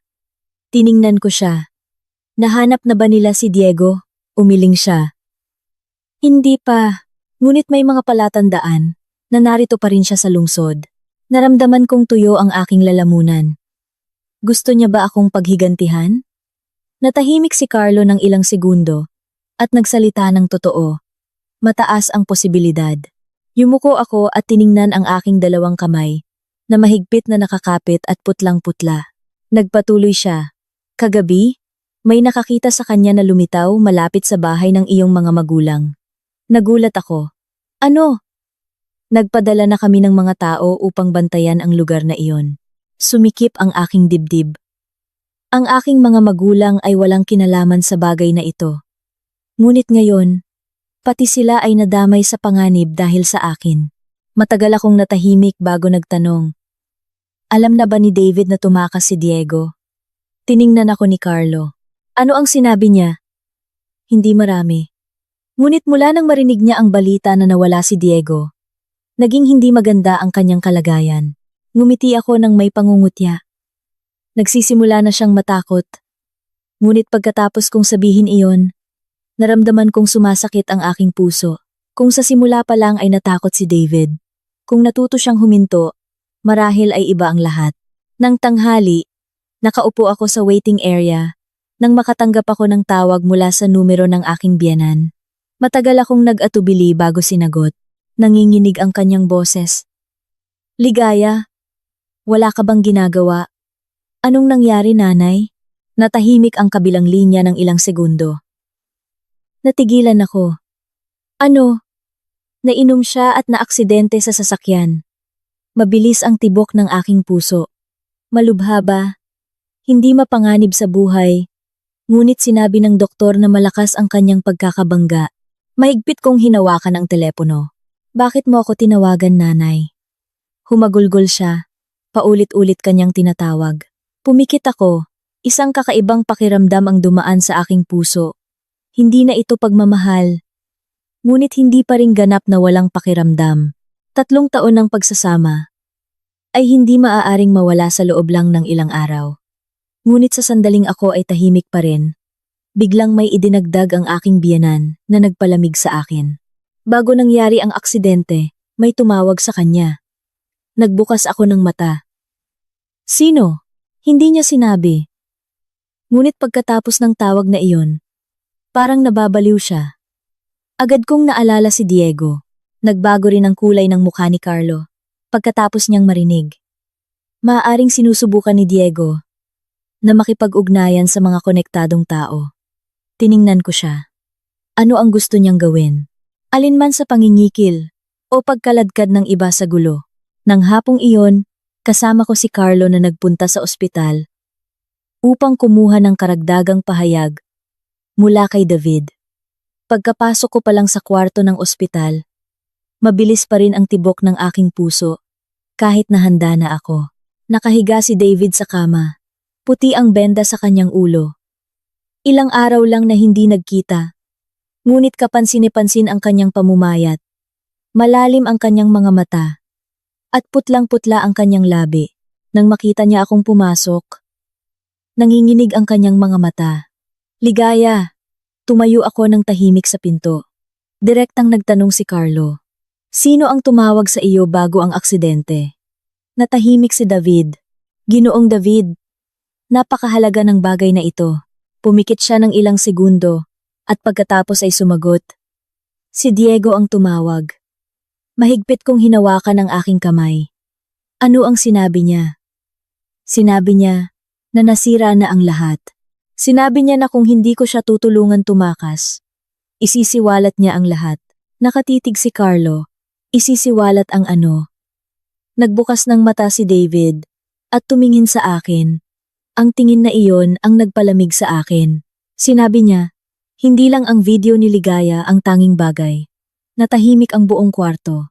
Malinaw kong narinig ang tibok ng aking puso. Naging barado ang boses ni David. May hawak si Diego ng isang hiwalay na hard drive. Sa loob, ay may mga video ng napakaraming babae. Naramdaman kong umalingaw-ngaw ang aking isip. Gaano karami? Yumuko siya. Hindi ko alam. Kinailangan kong kumapit sa sandalan ng upuan upang makatayo ng matatag. Kaya pala, hindi pa pala lahat ang nakuha ng pulis. Si Diego ang taong may hawak ng pinakamalaking sekreto. Nagpatuloy si Carlo sa pagtatanong. Nasaan siya ngayon? Hindi ko talaga alam. Tinulungan mo ba siyang tumakas? Tumawa si David ng masakit. Kung tinulungan ko pa siya, hindi ko na sana sinaksak ang sarili ko sa kotse. Tiningnan ko ang lalaki sa harap ko. At nagulo ang aking isip hanggang sa maubusan ako ng hininga. Sa unang pagkakataon mula nang mangyari ang insidente, nakita ko si David na talagang bumagsak, hindi na ang magalang at kalmadong asawa noon. At hindi na rin ang taong tahimik na nanonood sa aking kapahamakan, kundi isang lalaki na sinira ng sarili niyang kahinaan. Nang maghahanda na akong umalis ng kwarto ng ospital, bigla akong tinawag ni David, Ligaya! Huminto ako, nanginginig ang kanyang boses. Kung makita mo si Diego bago ang pulis, kailangan mong tumakas kaagad. Bumaling ako at tiningnan siya. Bakit? Namutla ang mukha ni David. Mahigpit niyang hinawakan ang kama. At ang sumunod na sinabi niya ay nagpalamig sa aking buong katawan. Dahil sinabi niya noon, kung mawala ang lahat, isasama niya ang isang tao sa libingan. Pagkatapos ng sinabi ni David sa ospital, para akong hinila pababa sa isang hukay ng malamig na tubig. Isasama ko ang isang tao sa libingan. Sa pag-imagine pa lang sa tingin ni Diego, nang gabing iyon sa bahay ng aking biyenan, naramdaman ko na ang pamamanhid sa aking likod. Sa daan mula sa ospital, hindi sinindihan ni Carlo ang sirena ng sasakyan tulad ng dati. Napakabagal niyang nagmaneho, at mabigat ang kanyang mukha. Sa labas ay madilim. Ang bawat hilera ng mga puno sa tabing kalsada ay hinahangin ng malakas. Umupo ako sa likod na upuan. Mahigpit na hawak ang aking handbag. Sa palagay mo ay hahanapin niya talaga ako? Tumingin si Carlo sa rearview mirror. Mataas ang posibilidad. Bakit ako? Dahil sa kasalukuyan, ikaw ang taong nagpaunawa sa kaso ng pinakamabilis. Ngumiti ako nang may pangungutya. Hindi niya ba iniisip na sarili niya ang may kasalanan? Natahimik si Carlo ng ilang segundo. Ang mga taong tulad ni Diego ay walang konsepto ng pag-amin ng pagkakamali. Ang pahayag na iyon ang nagpaalala sa akin kay Ginoong Ricardo. Naalala ko ang kalmado ng kanyang mukha nang sabihin niya, basta pumirma ako ng papel ng pagbebenta ng bahay. Matatapos na ang lahat, may mga taong nabuhay ng matagal sa kapangyarihan at pera na nakalimutan na nila na nasasaktan din ng iba. Nang papalapit na ang sasakyan sa bahay ng aking mga magulang, biglang bumagal si Carlo. Sa harap ng gate ay may isang buke ng bulaklak na nakalagay sa lupa. Kumunot ang noo ko. Sino ang nagpadala niyan? Agad na bumaba si Carlo mula sa sasakyan. Nagsuot siya ng guwantes bago yumuko upang suriin. Ang buke ay puting chrysanthemums. Sa gitna ay may isang maliit na sobre. Nagsimulang bumilis ang tibok ng aking puso. Binuksan ni Carlo ang sobre. Sa loob ay mayroon lang isang larawan ko. Larawan ko na kinunan mula sa likod. Habang lumalabas ako ng investigasyon office, kaninang umaga, sa likod ng larawan, ay may isang sulat kamay na nakasulat. Huwag mong isipin na ikaw ang nanalo. Nanlamig ako. Ang aking nanay noon ay kakalabas lang nang makita ang kulay ng aming mukha na mutla siya. Anong nangyari? Agad na itinago ni Carlo ang larawan. Wala po, nanay. Ngunit hindi bata ang nanay ko. Agad niya akong hinila papasok ng bahay, nanginginig ang kanyang kamay.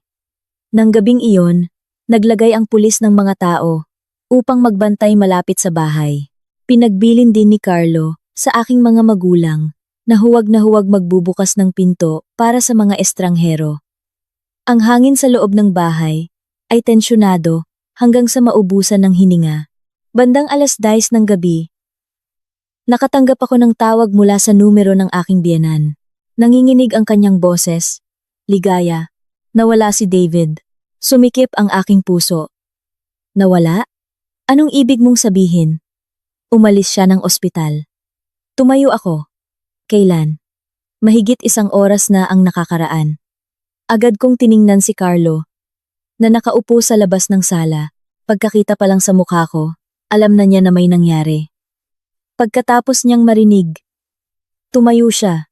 Hindi kayang panatilihin ng ospital ang mga pasyente. Humagulgol ang aking biyenan sa telepono. Sinabi niya na pupunta siya sa banyo at pagkatapos ay nawala. Ibinaba ko ang telepono na nanlamig ang aking kamay. Isang Diego ang tumakas. Isang David ang nawala sa gitna ng kanyang pagbagsak. Nagsisimulang maging mas mapanganib ang lahat. Bandang hating gabi, nagring muli ang aking telepono. Sa pagkakataong ito, ay isang mensahe mula sa numero ni David. Huwag mong sabihin kanino man kung nasaan ako. Agad akong tumawag muli. Agad na sinagot ng kabilang linya ngunit walang sinabi. Nasaan ka? Malalim na huminga si David. Ligaya, pakinggan mo ako. Nababaliw ka ba? Iniimbestigahan ka pa. Bakit ka umalis? Natahimik ang kabilang linya ng ilang segundo. At nagsalita. Nakipagkita sa akin si Diego. Namanhid ang aking ulo. Nakipagkita ka sa kanya? Kailangan kong makipagkita. Nababaliw ka na talaga. Halos mapasigaw ako.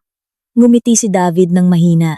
Kung hindi ko siya makikita, hahanapin ka niya. Natigilan ako. Sa labas ng sala, nakatitig sa akin si Carlo. Agad akong nag-speakerphone. Napakapagod ng boses ni David. Direktang nagtanong si Carlo. Nasaan ka? Natigilan si David. Carlo, sagutin mo ako. Pagkalipas ng matagal na panahon, mahina lang nagsalita si David. Sa lumang bodega. Sa Eastport, agad na tumayo si Carlo at tinawagan ang kanyang mga kasamahan. At ako ay mahigpit na humawak sa telepono. Huwag kang mag-isa. Malungkot na ngumiti si David. Napakalaki ng utang ko sa iyo, David. Pinutol niya ang aking sinasabi. Kung hindi ko kinandado ang pinto noong araw na iyon, pumikit ako. Ang kanyang boses ay naging barado. Marahil ay iba ang buhay ko. Hindi pa ako nakapagsalita nang biglang umalingaw-ngaw ang isang malakas na tunog sa kabilang linya. Pagkatapos ay isang magaspang na boses ng lalaki ang lumitaw. Sino ang tinawagan mo? Si Diego iyon. Sunod ay ang malakas na pagkakabangga. Narinig ko si David na sumisigaw. Takbo ka na! Nawalan ng signal ang telepono. Natigilan ako sa gitna ng sala. Sumigaw si Carlo sa kanyang walkie-talkie at tumakbo palabas ng pinto kaagad. Tumakbo din ako ngunit hinarang niya ako. Dito ka lang. Kailangan kong umalis. Masyadong mapanganib. Tiningnan ko siya. Kung mamatay si David ngayon, hindi ako makakatulog ng mahimbing sa buong buhay ko. Natahimik si Carlo ng 2 segundo at pagkatapos ay kinagat ang kanyang labi, magsuot ka ng jacket. Ang sasakyan ay umalis sa gitna ng makapal na ulan. Tiningnan ko ang mga hilera ng container sa labas ng daungan, na dahan-dahang lumitaw sa dilim, at mabilis ang tibok ng aking puso na parang sasabog. Nang huminto ang sasakyan sa harap ng lumang bodega, biglang umalingaw-ngaw ang tunog ng baril mula sa loob. Isang putok, pagkatapos ay isa pa. Naramdaman kong tumigas ang aking buong katawan. Agad na kumuha ng baril si Carlo, at ang iba pa at sumugod papasok, habang ako ay nakatayo nang natigilan sa malamig na ulan. Nakatingin sa pinto ng bodega na nanginginig sa dilim. At sa sandaling iyon, narinig ko si David na sumisigaw ng aking pangalan mula sa loob. Ang sigaw ni David sa aking pangalan sa madilim na bodega ay parang nagpatigil sa tibok ng aking puso. Ligaya! Huwag kang pumasok! Agad pagkatapos ay isang malakas na pagkakabangga at isa pang putok ng baril. Diyos ko, nakatayo ako ng matigas sa ulan. Lumalapat ang malamig na tubig sa aking mukha ngunit umiinit ang aking buong katawan sa takot. Si Carlo at ang iba pang pulis ay sumugod na sa loob. Umalingaw-ngaw ang mga sigaw sa gitna ng kalawangin na hilera ng container. Ibagsak ang baril, huwag kang lumaban. Pagkatapos ay ang tunog ng mga yabag na mabilis na tumatakbo. Hindi ko na kinaya. Sumugod ako patungo sa pinto ng bodega sa kabila ng pagharang sa likod ko. Madilim sa loob. Mayroon lang ilang dilaw na ilaw na nakasabit sa itaas. Ang amoy ng langis ng makina at tubig ulan ay magkahalo at napakabigat na halos hindi na ako makahinga. Nakahiga si David na nakasandal sa isang malaking kahoy na kahon. Hawak ang kanyang tiyan at dugo ang kanyang damit. At si Diego ay nakatayo sa hindi kalayuan. Hawak ang baril ng nanginginig. Kinokontrol ng 3 tao at dinidiinan sa sahig. Sa sandaling makita ko ang dugo sa katawan ni David. Lumambot ang aking mga paa. Hindi ko kailanman inakala na makikita ko ang lalaking iyon na nakahiga sa harap ko. Sa ganitong sitwasyon, lumuhod si Carlo upang suriin ang sugat at sumigaw. Tumawag ng emergency! Ngumiti si Diego ng parang baliw. Putangina! Kasalanan ng babaeng iyon ang lahat. Nakatitig siya sa akin ng may namumulang mga mata. Kung wala siya, wala sana akong mawawala. Tumayo ako ng tahimik at tiningnan siya. Sa puntong ito, naintindihan ko na talaga na may mga taong gaano man karaming masasamang bagay ang gawin nila, ay naniniwala pa rin na sila ang biktima. Pilit na itinaas ni David ang kanyang ulo at tumingin sa akin. Okay ka lang? Naging barado ang aking lalamunan. Ang lalaking ito ay minsang nagtulak sa akin sa pinakamalalim na hukay sa aking buhay. Ngunit habang naghihirap, ang una niyang tinanong ay kung okay ba ako. Hindi ko alam kung dapat akong masaktan o magalit. Mabilis na dumating ang ambulansya. Sa daan patungo sa ospital, umupo ako sa upuan sa labas ng pasilyo. Puno ng dugo ang aking kamay. Nang matanggap ng aking biyenan ang balita, ay agad siyang sumugod sa ospital na halos mabaliw. Pagkakita niya pa lang sa akin, humagulgol siya. Nasaan siya? Nasa emergency room na. Lumuhod ang aking biyenan sa upuan. Diyos ko. Sa unang pagkakataon, ay nakita ko ang isang babae na sobrang nasasaktan. Umiyak siya ng walang boses. Hawak lang ang kanyang dibdib. at humihinga ng mabigat na parang wala ng lakas. Pagkalipas ng ilang sandali, lumapit si Carlo. Nahuli na si Diego. Nag-angat ako ng tingin. Nagpahayag na siya? Sa simula pa lang, matagal niya akong tiningnan. Sinabi niya na si Ginoong Ricardo ang nag-isip ng paggamit ng video para kontrolin ang mga biktima. Nang marinig iyon ng aking biyenan, humagulgol siya. Alam kong mangyayari ito balang araw. Nagpatuloy si Carlo. Ngunit ang pinaka nakakagulat ay si David. Sumikip ang aking puso. Anong nangyari sa kanya? Sinabi ni Diego na sa mga nakaraang panahon, gusto talaga ni David na huminto. Nag-away sila ng ilang beses. Dahil sa iyo, yumuko ako at tiningnan ang aking kamay na puno ng tuyong dugo, isang napakahirap ipaliwanag na pakiramdam ang pumasok sa aking puso. Kung mas maaga lang sana lumaban si David, kung naging sapat lang sana ang kanyang lakas sa simula, marahil ay walang sinuman ang magiging ganito. 3:00 ng madaling araw. Lumabas ang doktor ng emergency room. Ang kanyang buhay ay pansamantalang hindi nasa panganib. Humagulgol ang aking biyenan. Doon mismo, samantalang ako ay naramdaman kong pagod na parang naubusan ng lakas. Inilipat si David sa special recovery room. Bago siya itulak, nagbukas siya ng mata at tumingin sa akin. Napakahina, ngunit pilit pa ring nagsabing, "Patawad." Agad na umagos ang aking luha. Hindi dahil gusto kong magpatawad, kundi dahil sa wakas ay naintindihan ng lalaking iyon kung ano ang sinira niya. Sa mga sumunod na araw, ang kaso ay halos nagdulot ng gulo sa buong probinsya. Isiniwalat ni Diego ang maraming pangalan na konektado sa mga proyekto ng lupa. Maraming opisyal ang pansamantalang sinuspinde para sa investigasyon. Ang lahat ng natitirang video sa hard drive ay nakuha rin. May 6 pang babae ang nagreklamo. Bawat beses na binabasa ko ang kanilang pahayag, hindi ako nakakatulog buong gabi. Mayroong pagkatapos sa pilitang pinapirma ng mga papeles ay naghiwalay. Mayroong lumipat ng lungsod. Mayroong kinailangan ng psychological treatment ng halos 1 taon. Akala ko ako ang pinakamalas. Ngunit lumabas na marami pang babae ang nasasaktan sa parehong paraan.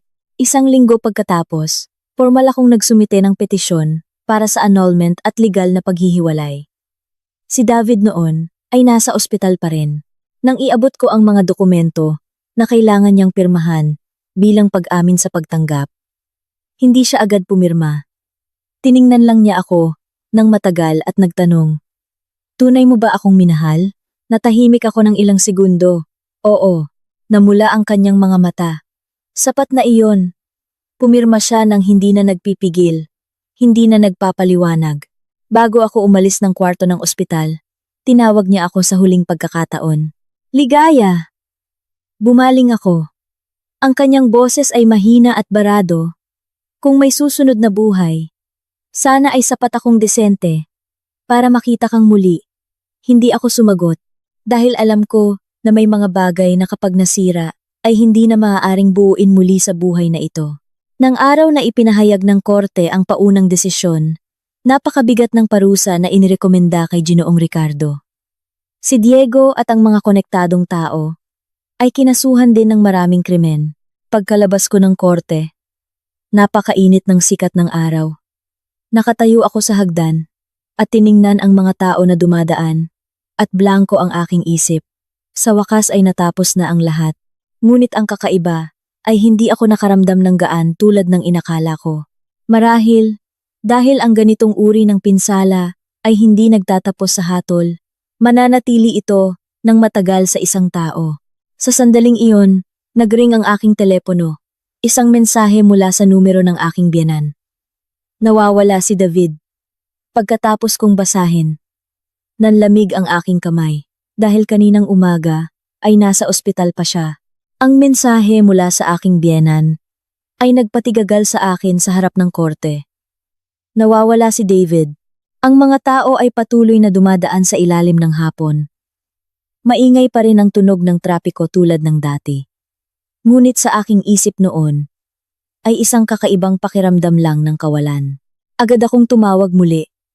Sa kabilang linya ay ang tunog ng kanyang pag-iyak na barado. Sinabi ng ospital na umalis siya kaninang umaga. At patay rin ang kanyang telepono. Mahigpit kong hinawakan ang telepono. Alam na ba ng pulis? Alam na po, ngunit hindi pa rin nila siya nahahanap. Tumingala ako sa puting langit sa itaas. At naramdaman kong mabigat ang aking dibdib. Na parang may nakapatong na bato, may isang napakasamang pakiramdam ang lumalaki sa akin. Nang gabing iyon, personal na pumunta si Carlo sa bahay ng aking mga magulang. Matagal siyang umupo sa sala. At pagkatapos ay nagsalita, sinuri na namin ang mga kamera sa paligid ng ospital. Si David ay kusa na umalis. Saan siya pumunta? Hindi pa matukoy. Natahimik ako. Tiningnan ako ni Carlo ng ilang sandali. At pagkatapos ay mahina siyang nagtanong. Sa palagay mo ay magpapakamatay siya? Ang tanong na iyon ay nagpasakit sa aking puso. Naalala ko ang tingin ni David sa ospital. Naalala ang pahayag na kung may susunod na buhay, sana ay sapat akong desente para makita kang muli. Ang isang tao na lubos na nawawalan ng pag-asa ay karaniwang nagsasalita ng ganoon. Yumuko ako. Hindi ko alam. Nang gabing iyon, hindi na naman ako nakatulog. Nakahiga ako at tiningnan ang kisame hanggang umaga. At pagkatapos ay bigla kong naalala ang mga unang araw na nakilala ko si David. Napakabait niya noon. Isang tahimik na lalaki na laging nagbibigay sa akin. Noong nagkasakit ako at naospital, nagpuyat siya ng 2 gabi para alagaan ako. May pagkakataong huli akong umuwi mula sa trabaho sa gitna ng ulan. Naghintay siya sa labas ng gate ng kumpanya ng halos 2 oras para lang ihatid ako. Ang mga alaala na iyon ay hindi peke. Nagkataon lang na sa huli ay hindi niya nadaig ang kanyang sariling kahinaan. Kinaumagahan, nakaupo ako at kumakain kasama ang aking mga magulang nang magring ang aking telepono. Isang mensahe mula sa isang hindi kilalang numero. Pumunta ka sa South Sea Beach nang mag-isa kung gusto mong makita si David sa huling pagkakataon. Nanginginig ang aking kamay. Agad na napansin ng aking tatay na hindi maganda ang kulay ng aking mukha. Anong nangyari? Ibinigay ko sa kanya ang telepono. Ang aking nanay. Agad siyang tumayo. Huwag kang pupunta. Ngunit alam kong kailangan kong pumunta. Agad kong tinawagan si Carlo. Pagkatapos niyang marinig, natahimik siya ng ilang segundo at nagsalita. Sasama kami. Ngunit kailangan mong sundin ang lahat ng tagubilin. Pagkalipas ng 1 oras, huminto ang sasakyan malapit sa South Sea Beach. Madilim ang panahon. Malakas ang hampas ng alon. Ang lugar na ito ay dati ng tahimik dahil inaayos ang daan sa tabing dagat. Lumabas ako ng sasakyan, nananlamig ang aking mga paa. Pinigilan ako ni Carlo. Dito ka muna. Tumango ako ngunit ang aking mga mata ay nakatitig sa malayo, sa seawall. May isang anino ng tao na nakaupo doon. Si David. Nakasuot siya ng itim na jacket at nakatalikod sa dagat. Napakalakas ng hangin. Napatuloy na nagpapalipad sa kanyang jacket. Dahan-dahan akong lumapit. David! Bumaling siya. Sa loob lang ng ilang araw, ay napakapayat na niya. Ang sugat sa tiyan ay nagpaputla sa kanyang mukha.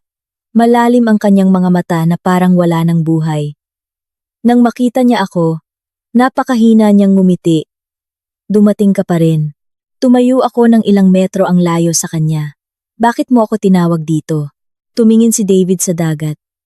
Gusto kong humingi ng tawad sa huling pagkakataon. Mahigpit kong hinawakan ang aking kamay. Alam mo ba? Ngayon ay wala nang saysay ang salitang iyan. Alam ko. Pinutol ng malakas na hangin ang kanyang boses. Ngunit kung hindi ko sasabihin, hindi ako makakapikit.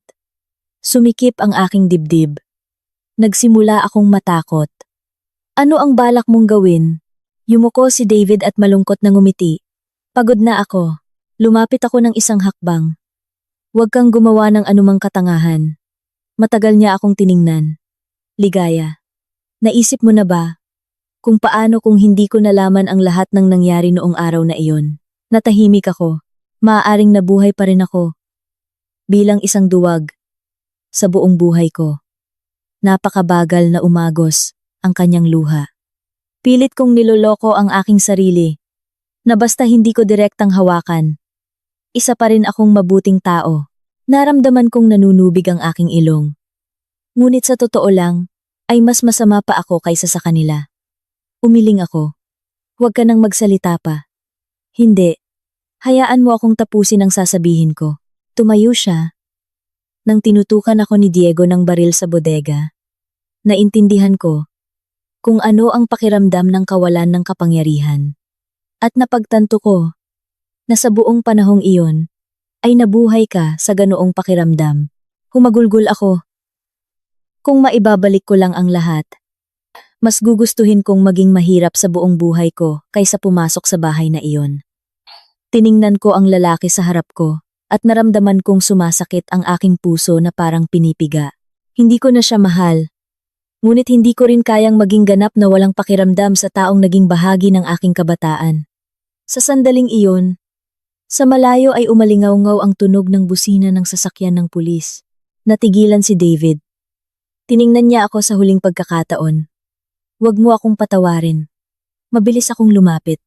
Sumama ka sa kanila. Magiging maayos din ang lahat. Umiling siya. Hindi magiging maayos. Pagkatapos, ay bigla siyang kumuha ng isang sobre mula sa kanyang bulsa at isinuksok sa aking kamay. Nandito ang lahat ng account at pera na natanggap ko mula sa tatay ko. Iiwan ko ang lahat sa mga biktima. Hindi pa ako nakakapag-react nang umatras siya patungo sa gilid ng seawall. Tiningnan niya ako. Namumula ang kanyang mga mata. Sa unang pagkakataon sa buhay ko, gusto kong gumawa ng isang tamang bagay. Malakas ang hampas ng alon sa paanan ng seawall. Sumugod ako patungo sa kanya. Ngunit huli na. Binitawan ni David ang kanyang pagkakahawak at hinayaan ang sariling mahulog. David! Ang sigaw ko ay pinunit ng malakas na hangin. Napasubsob ako sa gilid ng seawall. Malakas na tumama ang aking mga tuhod sa malamig na semento. Nakatitig lang ako sa tubig na nagbubula sa ibaba. Wala na siya. Sa ilalim ay naroon lang ang malalakas na alon na patuloy na humahampas sa itim na bato. Wala na si David. Napakabilis ng lahat. Napakabilis na hindi ko pa nga nakuhang pigilan siya. Sa likod ko ay umalingaw-ngaw ang mabilis na mga yabag. Si Carlo at ang iba pa ay sumugod.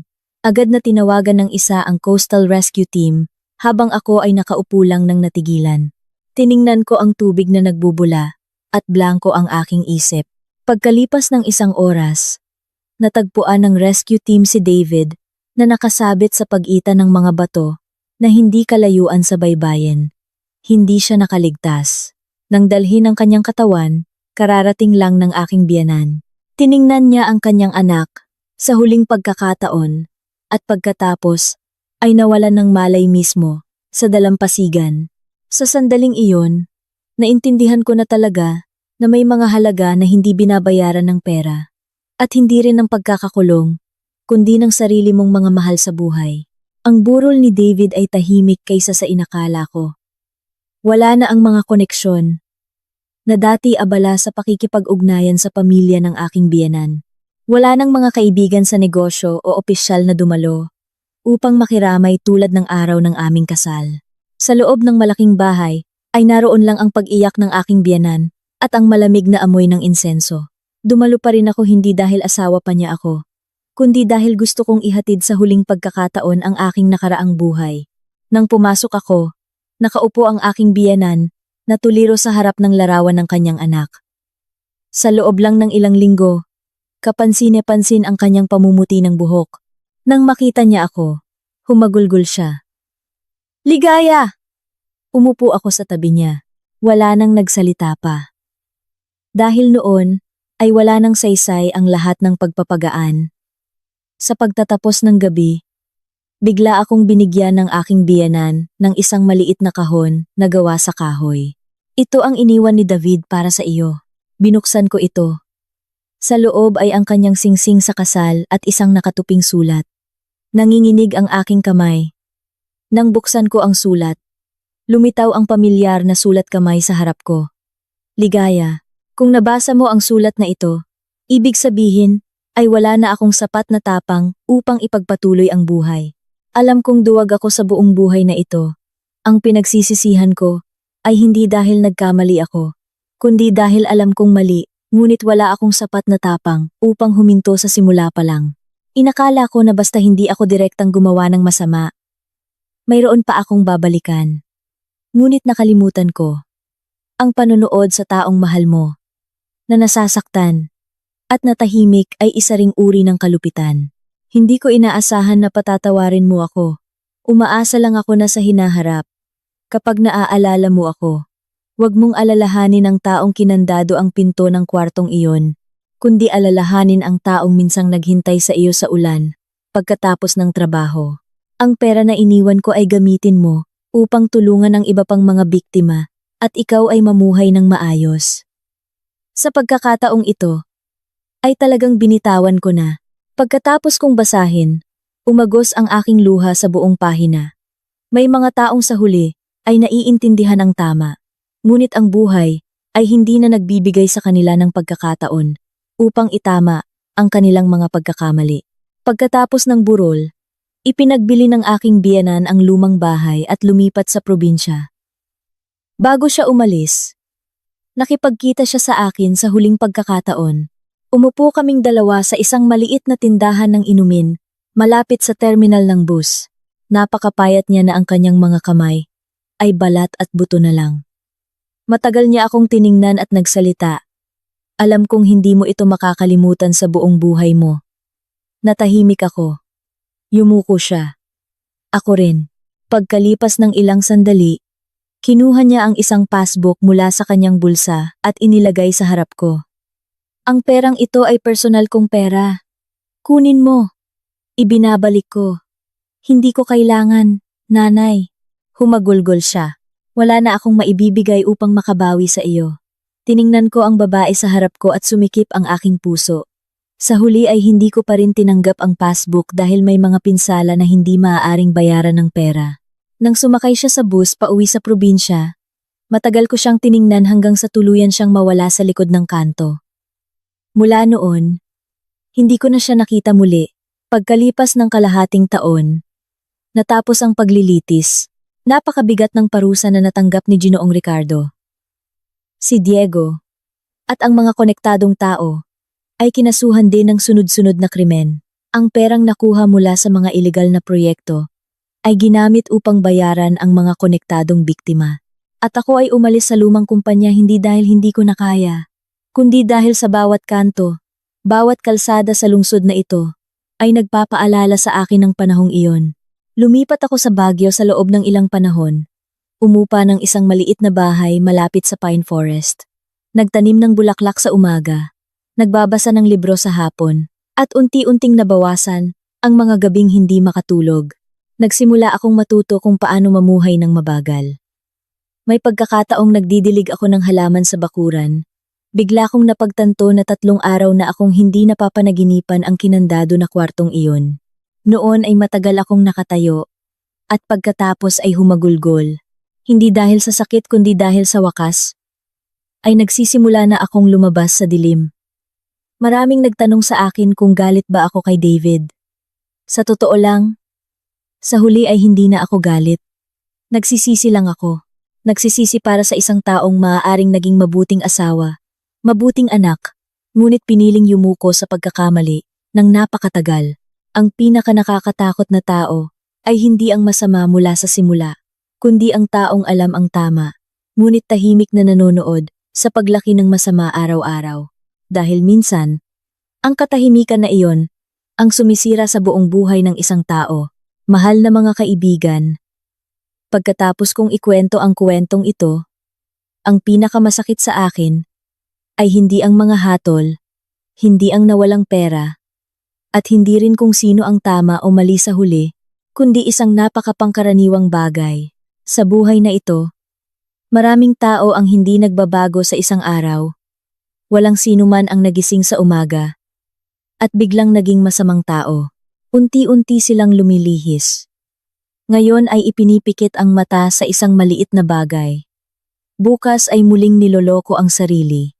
At sa huli, ay nagiging normal na ang pagkakamali nang hindi namamalayan. Si David sa kuwentong ito ay hindi ipinanganak na malupit.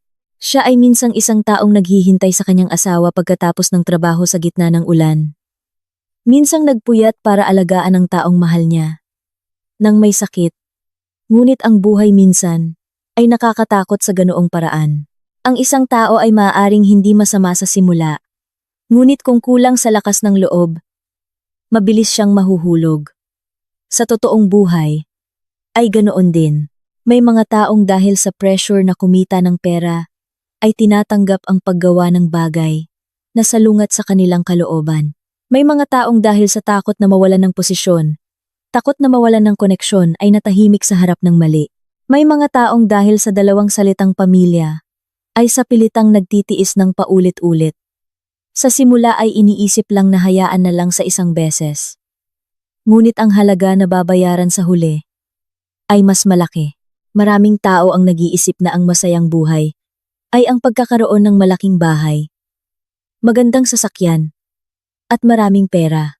Ngunit sa pagdaan ng maraming karanasan, napagtanto ko na ang kapayapaan ay napakasimple. Ito ay ang pagtulog sa gabi nang hindi nagugulat sa takot. Ito ay ang pagkain ng hapunan kasama ang pamilya nang hindi kailangang iwasan ang tingin ng bawat isa.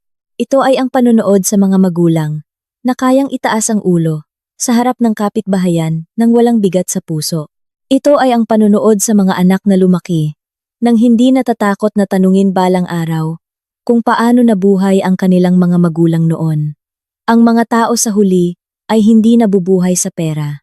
Mabibili ng pera ang maraming bagay, malaking bahay, magandang sasakyan, ngunit hindi nito kailanman mabibili ang kapayapaan sa loob ng tahanan at sa sariling puso. May mga taong kumikita ng bilyon-bilyong piso, ngunit hindi makatulog ng mahimbing sa gabi. Mayroon ding mga taong naninirahan sa maliit na bahay, kumakain ng simpleng pagkain, ngunit magaan ang loob. Kaya kung mayroon kang pamilya na naghihintay sa iyo sa bahay ngayon, may mga magulang na matatanungan, may taong tunay na kasama mo, pakiusap, huwag kang maghintay hanggang sa mawala bago mo maintindihan ang halaga nito. Dahil ang buhay ay hindi natatakot na dahan-dahan, natatakot lang na matagal na maling daan at pagdating ng oras na gusto mong bumalik, wala nang naghihintay sa likod mo.